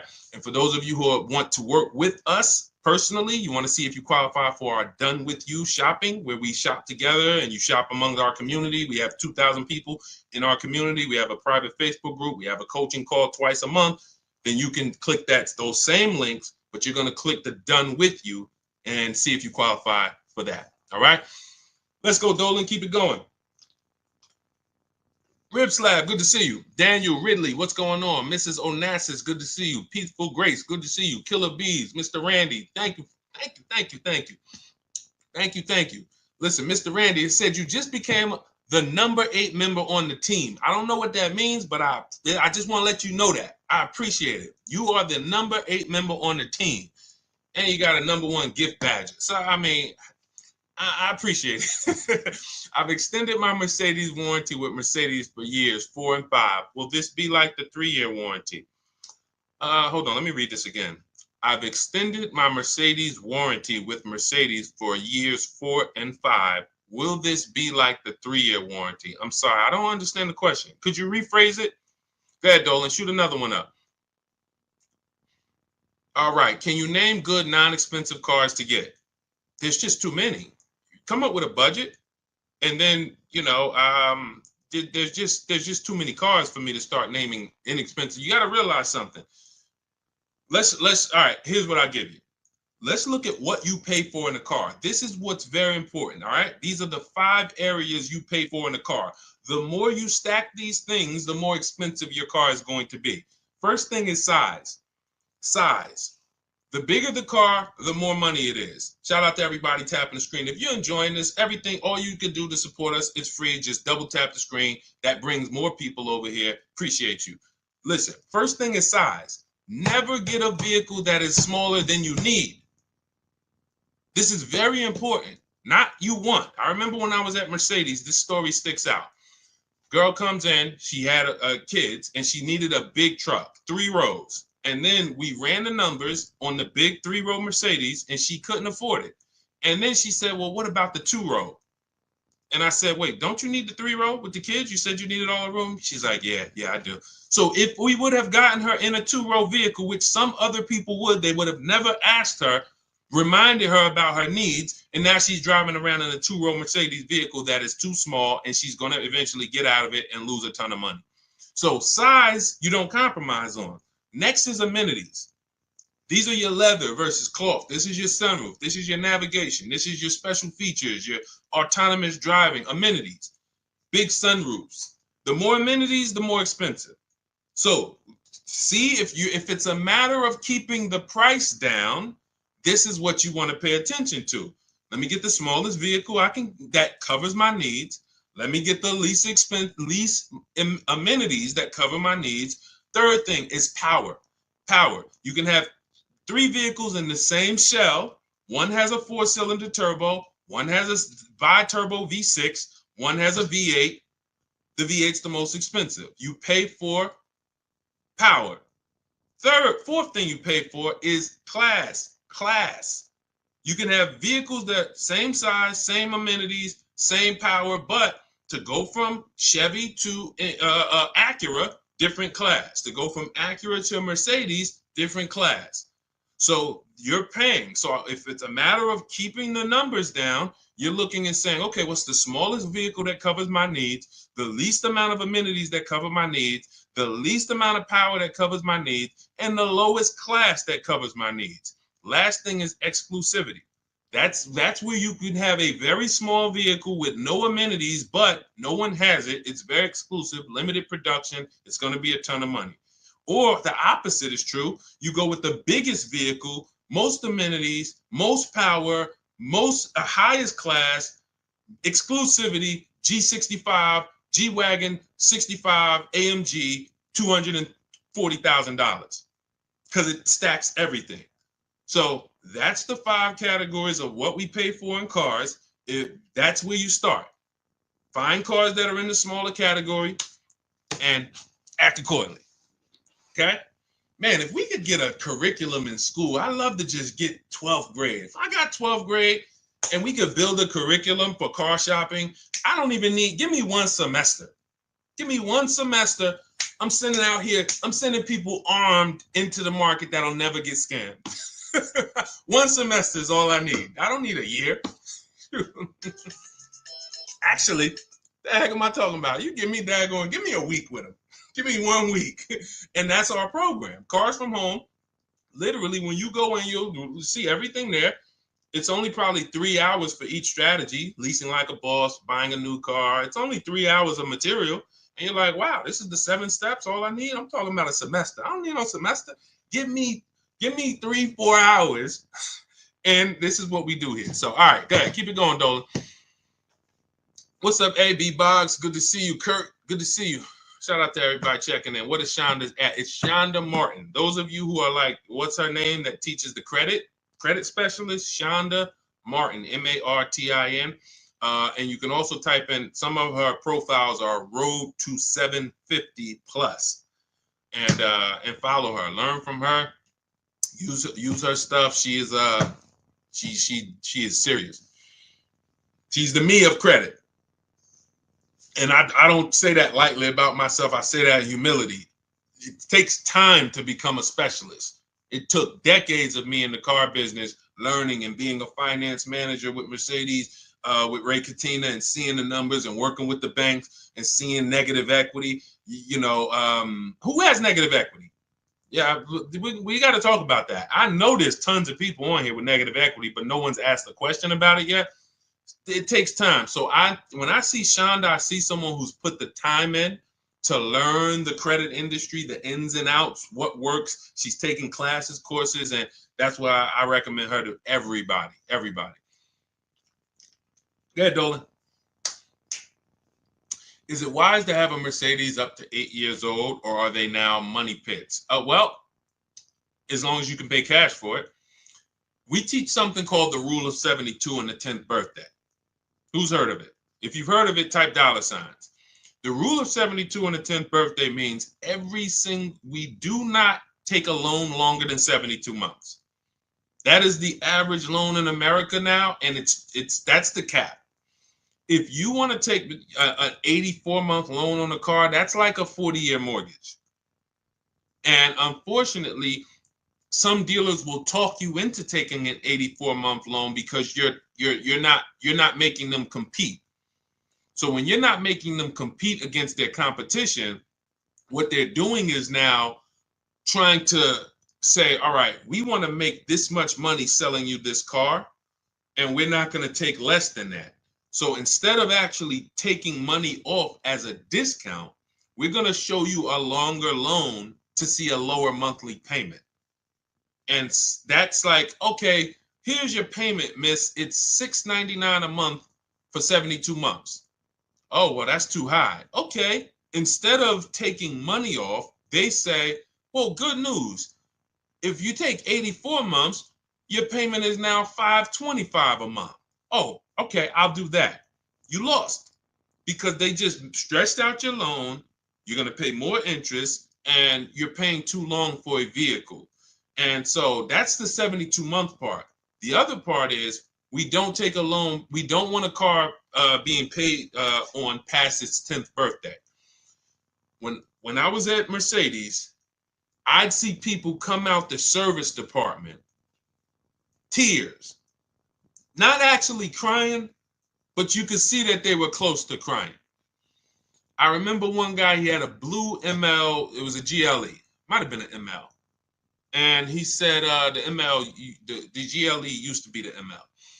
And he said, man, I just did brakes and tires on the truck. I did my service. And they were telling me if something broken on the truck that I need to fix. So the tires and brakes alone was like, I want to say like $3 to $4 grand, if I remember. Then the service itself was probably another 500. And then what they were telling him he needed to fix was like 2,000. Now, some of you might say, well, that's horrible. That's like $6,000 on a vehicle. If it's paid off, then that's okay, because I'm just going to put the money in, service the vehicle, and keep it for another 2, 3, 4 years. But if you have a payment, this is what I call the 4 expenses. Payment, insurance, gas, maintenance. I didn't used to add gas. Now we add gas. Depends on where the gas prices is, gas goes in there. Because literally for some of these vehicles, gas is $200-300 a month. So, but when something breaks, that is what had people coming out in tears, because I remember we would be in here and you just hear boom. We're in the showroom, boom. And at first I didn't know what it was. But then, Reggie, you know what I'm talking about. I didn't know what it was, but the more I worked in the dealerships, we got to know what it was. That's an auto ride or air ride suspension going out. You ever see a vehicle and it's like on the ground or it's leaning like this? That's the air ride suspension. Boom, goes out. That's $5,000. That's $5,000. So people will come out in tears because they're like, yo, I just made my car payment and I got my insurance. See, you have to be ready for an import car or a luxury car. And a luxury car is for people who have big money. If you have the money, that means you can pay off the vehicle, which means when something goes wrong, all right, I got the cash. All I need to make sure I do is get a quality car that has a great service history and I pay a great price for it, but I can afford it. The people who are on the borderline, not able to afford these cars, you're taking loans that are too long. And when something breaks on these cars, you still have a car payment. And that's where you usually let the car go. Because now you have a car you're paying on every month you can't even drive it. This is what we call the repo recipe. Okay. So that's the philosophy on, shout out to everybody. I see you smoking with Matrix. Thank you so much. That's the philosophy on the boundaries. See, my job, besides giving you guys the strategies to pay the best prices on cars, is we have to have boundaries with the second most expensive purchase of our life, just like we have boundaries when we go buy a house. Does that make sense? Type $ if that makes perfect sense to some of you. There needs to be boundaries, things we don't cross. You know, if we don't have boundaries with houses, we say, hey, how much is that house? $600,000. Oh man, I can't afford that. Man, but hey, if you take a 50-year mortgage, here's the payment. Oh man, that's affordable. Okay, all right, let's do that. If you don't have boundaries, how many of you know you're going to take the 50-year mortgage? But most of us know we don't take a loan or a mortgage longer than 30. Because the car market hasn't been regulated, we have to create those boundaries for ourselves, and we make sure we don't cross them. Or at least if we cross them, we need to know we're crossing them. Okay? I see you, Gabriel. I see you, Reggie. I see you, Mr. Randy. Shout out to the tapped in people. All right, go ahead. Let's keep it going. We got a couple more minutes. Let's go. For those of you who are like Deshaun, I want everything you teach in one spot.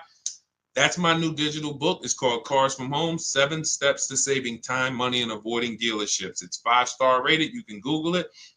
And we are about results. That is a 7-step system to below market used car deals, below market leases, below market new car deals. And it's going to guide you every step of the way. The first step is the most important question. Step 7 is delivery. So by the time you get to step 7, you are setting up your delivery or your pickup of your vehicle. And that is what it is. We have a welcome offer. The book's normally $97 and it's worth every penny. But for those of you who want who you can get to my bio, we have a welcome offer of 75% off. That's $24 in my TikTok bio, my Instagram bio, the YouTube comments or the Facebook comments. Click that link, activate your 75% off, and your book will be in your inbox by the time you hop off the stream. All right. Also, for those of you who would rather work together, you see some of the people that we share here and you see some of their stories. I got to read some of these. Before we get off, I got to read it because we got a bunch of new people that have sent me pictures, and we got, a bunch of people that got cars in the last, month. So we got, we'll go over this. But these are the things that, for those of you who are like, hey, this private Facebook group, that's our done with you. You don't, that's our done with you. The book is for people who do it yourself. I have A to Z in there. Deshaun, give me the strategy. I will execute it. That is the book, Cars from Home. For those of you who want community and you want support, we do 2 coaching calls a month, and you want to be in our Facebook group where you could ask questions. You want to click those links and click done with you. Shop with Deshaun. And you do have to see if you qualify for that. But if you qualify, then we'll be shopping together. All right. Go ahead, Dolan. All right. It's already up. Nobody's giving away autos like the internet says they are. I don't care. I'm not the internet. Look, these are deals. Look, 2025 Yukon, they dropped the pricing down to about 70.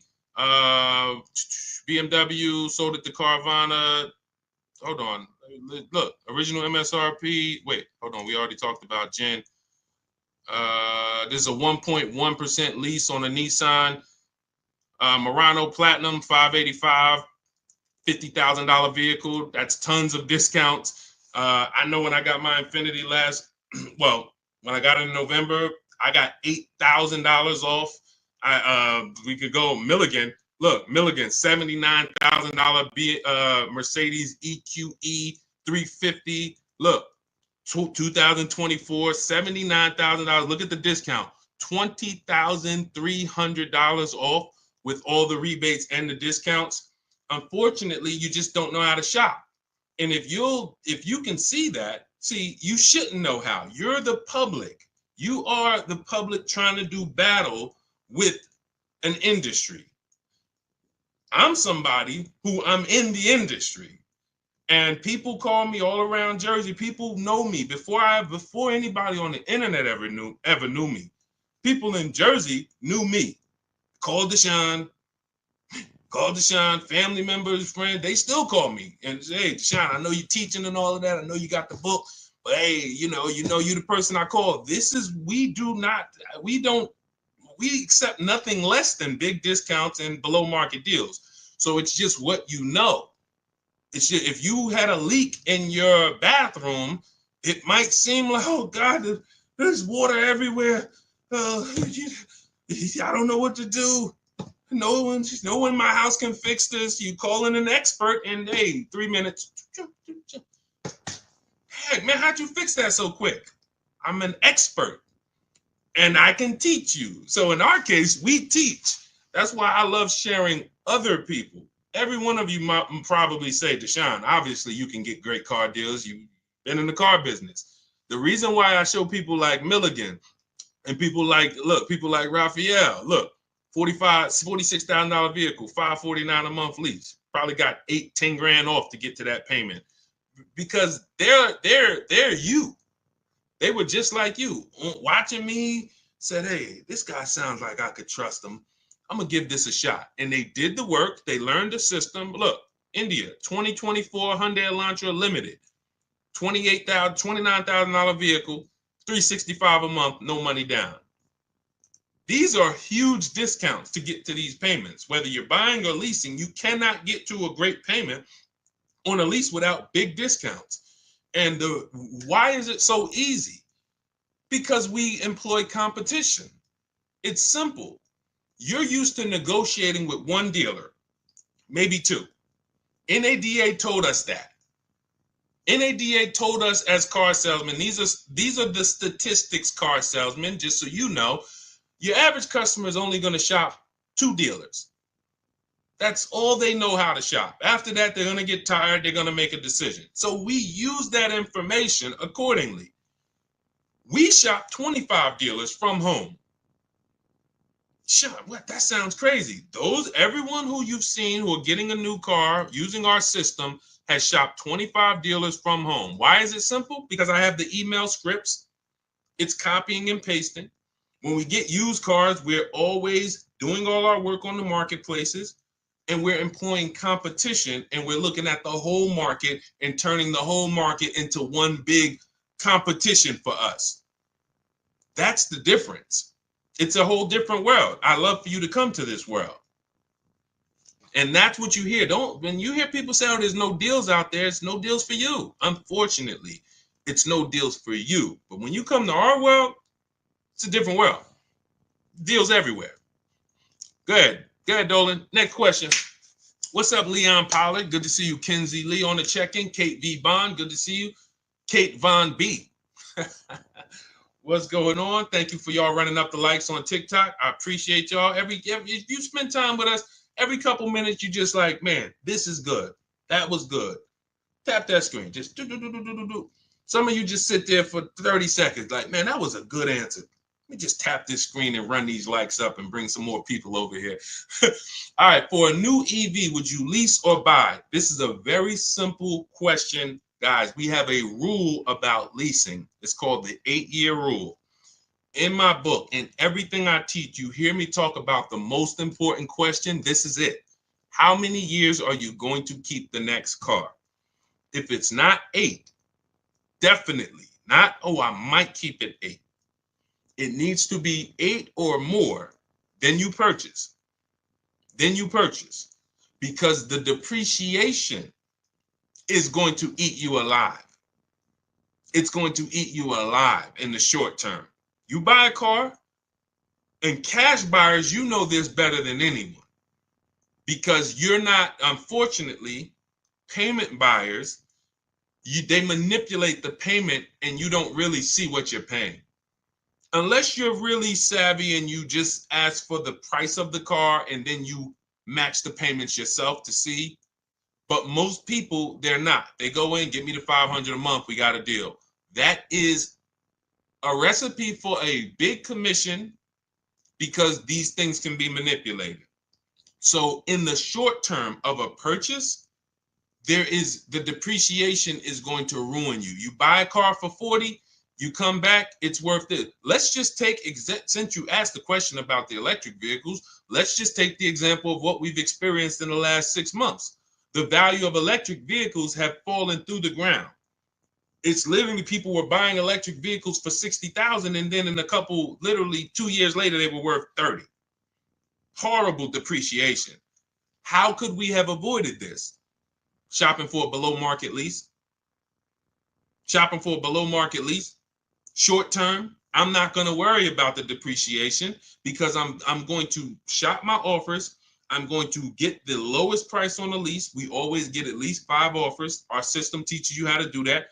You need to get at least 5 offers, whether you do it my way or your way. If you want to call around, talk to enough dealerships, you could ask for the sales manager and try to cut through the BS and get 5 offers. You're going to see how different they are. You're going to see how different the offers are. And once you see how different the offers are, it's going to prove to you, this is why I need to be shopping multiple offers. So once you do that, you get your 5 offers and you'll see that's my lease deal. That's going to be my below market lease. If I'm purchasing though, I'm planning on keeping this vehicle for the long run, long haul, 8 or more years. And I'm not worried about depreciation. Who has a vehicle they've had for at least 8 years? Type me. Matter of fact, how many years have you had it? Let us know. Let us know. Let's get engaged, chat. Get engaged. C. Parker, hello. Hey, great car buying advice. Guess what? You can teach your info to older students in schools. I listen, I love to. Who has a car? Let us know how many years you've had the car outside. If you've had a car longer than 8 years, type the number of years that you've had that car. We're seeing people keep cars less and less. So, I mean, I don't even know if there's many people on here who've kept a car longer than 8 years. All right, I see one user 608987. I can't see my Instagram people. I'm sorry. Tomorrow I'm gonna have my device set up where I can see my Instagram. We bring your questions on, but okay, Paulie, I have a 2013 ES. Okay, this is the stuff where you don't have to worry about the depreciation. The longer you keep a car, the less you're concerned with the depreciation of it because you've gotten your money out of it. But when I was in the dealership, I can't tell you how many times, and some of you're guilty of this. I'm trying to get you out of this right now. I would be in the dealership, somebody walks by and they're like, hey, is that the brand new one? They're looking at something that's on the showroom. I'm like, yeah, that's the 2020, whatever. They're like, okay, as soon as I got 3 more payments on this one. As soon as I make my last payment, I'll come see you for that one.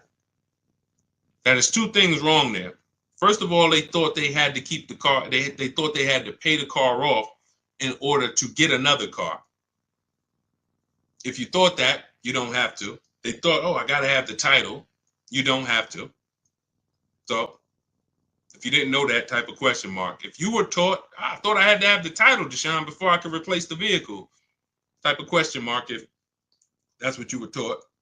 It doesn't, so that's the first thing wrong. The second thing and the bigger thing is you just paid an entire vehicle off, which is like a marathon. We call it, it's like a marathon. Hey, I'm gonna take a 5 or 6 year loan on this car, and then I'm gonna make these payments, and then I'm gonna pay it off. And I get my title. And then when I this is where you should be looking and saying, hey, now it's time to get my money's worth out of this car. Now it's time to make sure that I got a car outside. That thing is paid off. Hold on. I'm still trying to get on Instagram. That thing is paid off. and I'm gonna keep that thing in the driveway 3, 4, 5, 6 years. Maybe I'll pass it down to my kids or have it be a this or that. This is that time. But what's happening? We go and replace the vehicle, and we start a whole nother marathon. We start an entirely different marathon. That's what we're doing when we buy these cars that we are not keeping. We're not keeping them long enough to even pay them off, which means you always are going to have negative equity unless you're just making big down payments. So you're not even keeping them long enough to pay them off. Second, some of you are pay them off and then you go and you replace it again and get a whole nother vehicle. And then the third of you is, buying and doing it right, which is I'm paying my car off and I'm keeping this thing until the wheels fall off, or at least until I know I got my money out of this 8, 10, 12 years.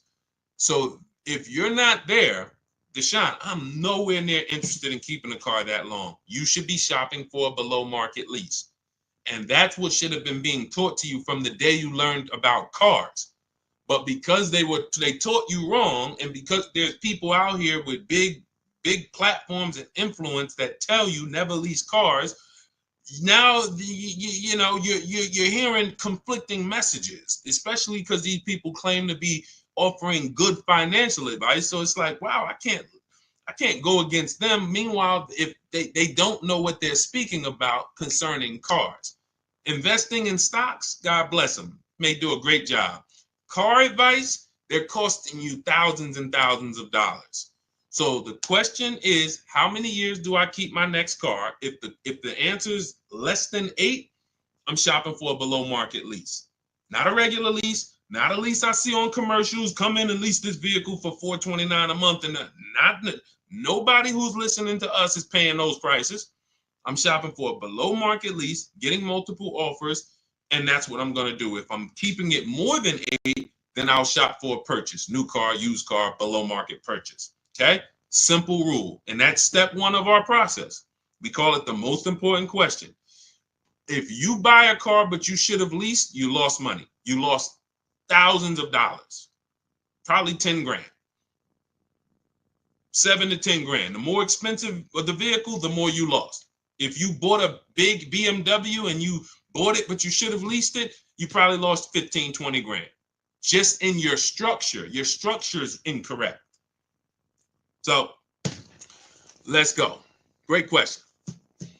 All right, go ahead. I see we got a lot more coming in though. Let's see. Let me try to zip through these. By the way, all of you who are like, Deshaun, I need everything you teach in one spot. That's my new digital book. It's called Cars from Home: 7 Steps to Saving Time, Money, and Avoiding Dealership. It's 5-star rated. You can Google it. It's everything we teach in one place, step by step. You can get we have a welcome offer, 75% off. It's normally $97. But if you get to my TikTok bio, Instagram bio, the Facebook comments, and the YouTube comments, click that link. That'll activate your 75% off only for 30 minutes. And you can get your book for $24. It'll be in your inbox in 3 to 5 minutes. All right. And you'll have the blueprint. For those of you who want to work with us and shop directly and get coaching and be in our community, we do coaching calls twice a month. And instead of reading, you want videos, you can click that button that says Shop with Deshaun. See if you qualify for that. And either way, that's our way of making sure that you have no excuse on not having access to affordable information to make sure you pay less than everyone else for cars. If the lease has 5K less miles than the terms, will they credit me the difference? No, but you want to do an equity assessment. This is step 2. We just went over step 1, leasing versus buying, most important question. Step 2 is equity assessment. We need to see, can we sell this lease, break even, or make money? What you want to do is call the bank. Do not go to a dealership for this. Call the bank and ask them, what is my payoff? Once they tell you your payoff, you want to write this down. Write down what I'm about to tell you. You're going to go to these 6 websites: CarMax, Carvana, Kelly's Blue Book Instant Cash Offer. Do not use the KBB. You quick put in your year, make, model. It says your car is worth $30,000. Do not use that garbage. You're going to go to Kelly's Blue Book Instant Cash Offer, Driveway, Car Gurus, Sell My Car, and AutoNation sell my car. Those are 6 websites. We get these offers. It'll take about 20 minutes. When they ask you, is the vehicle a lease, a purchase, or owned, put owned. And then you want to see what is the market value of my vehicle, what are those offers, and what is my payoff? Can I break even or can I make a little money selling this? A couple years ago, we had people making lots of money when cars were worth $7,000 to $12,000 more, but there's still people who are selling their leases, getting $1,500, $2,500, $3,000. Not always, it's no guarantee, but we never return a lease without checking for equity. Because if there's $2,000 there, the dealer is going to keep it and it's theirs. So this is our look like they have a lease in process that they want you to do as a customer. You can call for an inspection. That's their lease in process. In Cars from Home, we have a lease in process. It's called an equity assessment. So you want to see, yes, I'm below my miles. Is there a way that I can potentially pick up some money? Now, there's 2 types of equity assessments. There's a third-party restricted equity assessment, and there's a non-third-party restricted. It depends on who the lease is with. If the lease is with a company that doesn't have a third-party restriction, then you can just sell it direct to the highest bidder. If there's a lease that has a third-party restriction, then what we're going to do is there's an extra step involved, because we're not going to sell to those companies. We're going to sell to a local dealer. But we're using those 6 offers to evaluate if we even have equity. If you run those offers and you're like, hey, it looks like I got $3,000 to $4,000 or $5,000 of equity, but I have a third-party restriction, then we're going to call a local dealer. I have a script in my book. I'll walk you through who to talk to in a dealership, how to talk to the used car manager. You're going to get your 3 to 5 offers, and you sell to the dealership to get your equity. So either way, we get our equity if we have it, but we do not return a lease without ever doing an equity assessment. Go ahead, Dolan. This is good. If you're getting value out of this, type $signs. Let me know, chat. You're getting value out of what we're doing. I can't listen, Dolan. I can't get to. I'm trying to log in. It's not showing me as live on Instagram. I don't know why. I was trying to come in from a viewer perspective and see. Normally Instagram, I'd be shouting you guys out a lot more, but I cannot. I'm just having trouble getting to you. So on the next stream, we'll make sure you're here. But you guys can see if you type your questions, we bring them in. Shopping for a lease deal on a BMW X3 or Audi Q5. Credit score is 750. What's a good lease deal? We don't know. What you want to do when you estimate, first thing we do to even see if is this a vehicle we should even be looking at, is you take the MSRP and we base a great deal. There's 3 types of leases: a steal, a great deal, and then it's time to chill. That's actually the verbiage that I use. Time to chill means, look, I like the vehicle, but next. Because what you have to understand about leasing, our system is going to make sure you find the dealer who is going to give you the biggest discount, because it's a numbers game. We have a system we call 25 to 5 for new cars and leases. We're going to connect with 25 dealers online from our house. Every car I get, I'm sitting right here, including the last one. Every car I get is from my living room or from my home office. So we're connecting with 25 dealers online to get at least 5 offers. We pick the best one. And then I have a calculator in my book and in our course where we put the offers in, and it tells you what to counter offer, because we never want to accept a deal without a counter offer. Now, once that's done, we know what the best deal is on that car. It's not going to be the same as the BMW. It's not going to be the same as the last vehicle or the Chevy. Every single vehicle has a different lease program. This is very important to understand. You cannot control the lease program. What is the lease program? The money factor, which is the interest rate from the bank, because you cannot use your own bank on the lease. The interest rate is let's stay on the interest rate. Dealers, the worst dealers mark up the interest rate because you can't shop for it on your own. So they're going to do what's something we call padding the interest rate. Thanks for sharing, Jacqueline. I appreciate you. Shout out to the sharers. They're padding the interest rate. So they're going to leave themselves some negotiating room there. Then you have the residual value, and then you have any incentives, any rebates.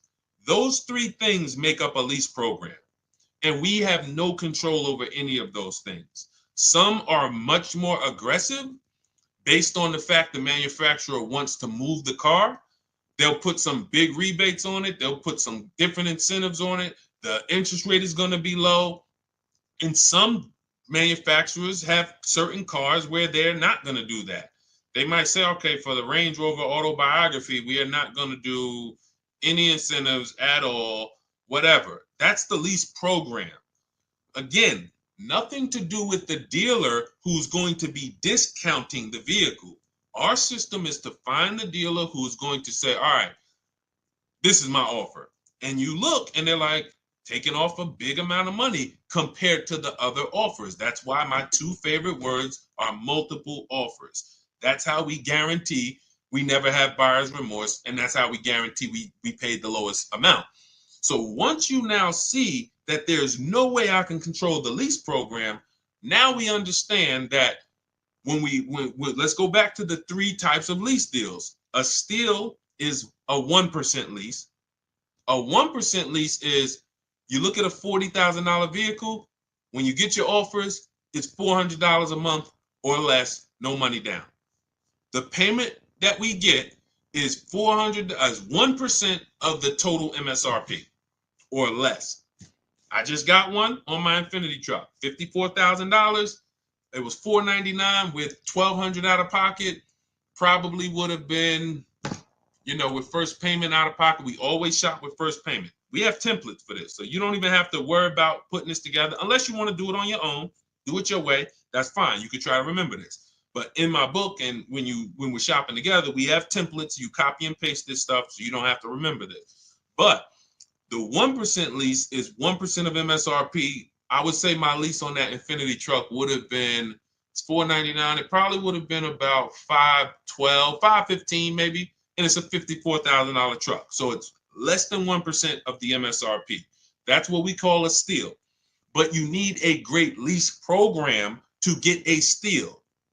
It's not just the fact the dealer took off $8,000. He would have took off $8,000 just by us, using our shopping system. But if he had a bad lease program, then it wouldn't have been $499. It would have been $690. Lease program is bad. So we don't know what these are going to be until we shop for them. Now, we do have the 1.5% rule. It's very important because many people, when I first started talking about leasing, I knew people were going to go out there, not learn about how to get great leases. They were just going to go into dealerships and say, hey, I want to lease. I saw this guy on, Instagram or TikTok. He told me I shouldn't be buying cars anymore. Man, show me what a lease looks like. And you're going to get an overpriced lease because you don't know how to shop for them.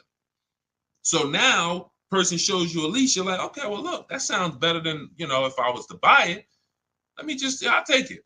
So then we created the 1.5% rule. So you would know if your payment with no money out of pocket is more than 1.5% of the MSRP, you've now overpaid for the lease. It doesn't make sense to lease the vehicle. And that does not mean you go into a dealership, hey, get me under 1.5, because then you're going to lose. You're going to lose. See, I want to use a real case of how I remember Zafrina. Zafrina was shopping for where's her deal? Here it is. Zafrina was shopping for a Jeep Grand Cherokee 2024.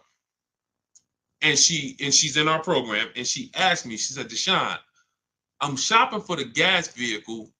Best offer I got was like 1.19.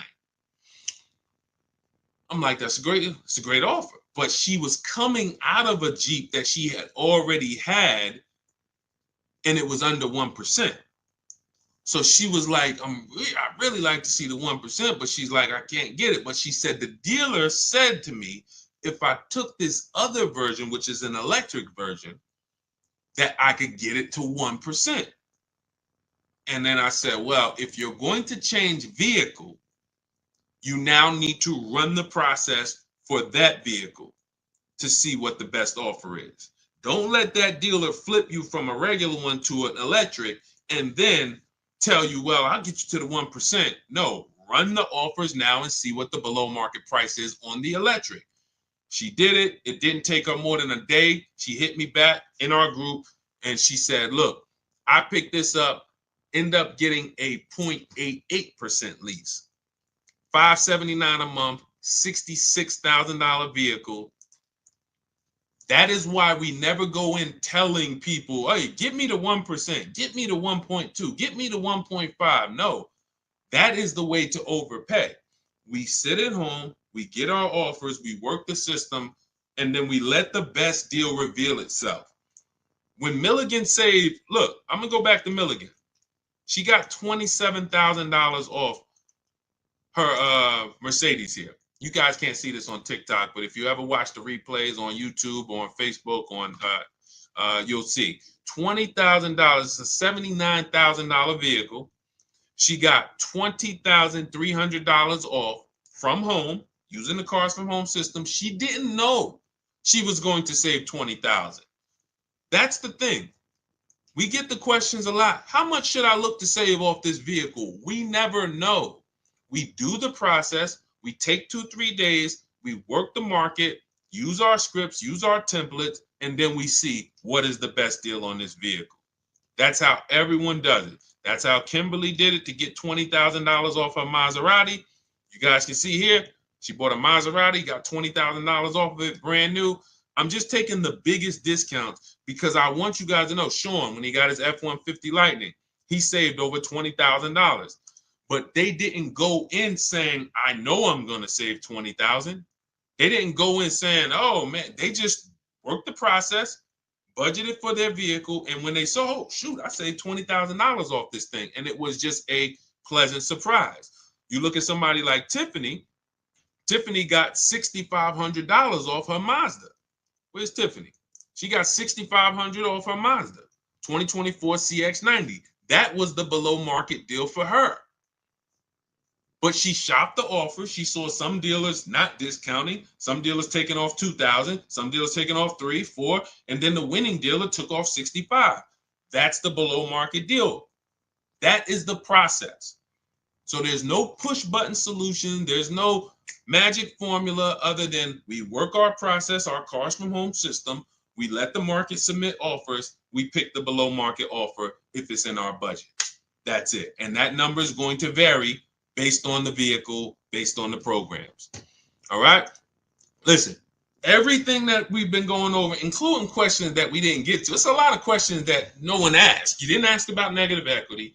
You didn't ask about high mileage driving. You didn't ask about getting loans. We have a system called the bank bidding war to make banks and credit unions bid for our rate. So everything that we've discussed and things that no one asked yet is in my digital book, Cars from Home, 7 Steps to Saving Time, Money, and Avoiding Dealerships. You can get a copy as part of our welcome offer. It's normally $97. You can get a copy 75% off for 30 minutes, $24.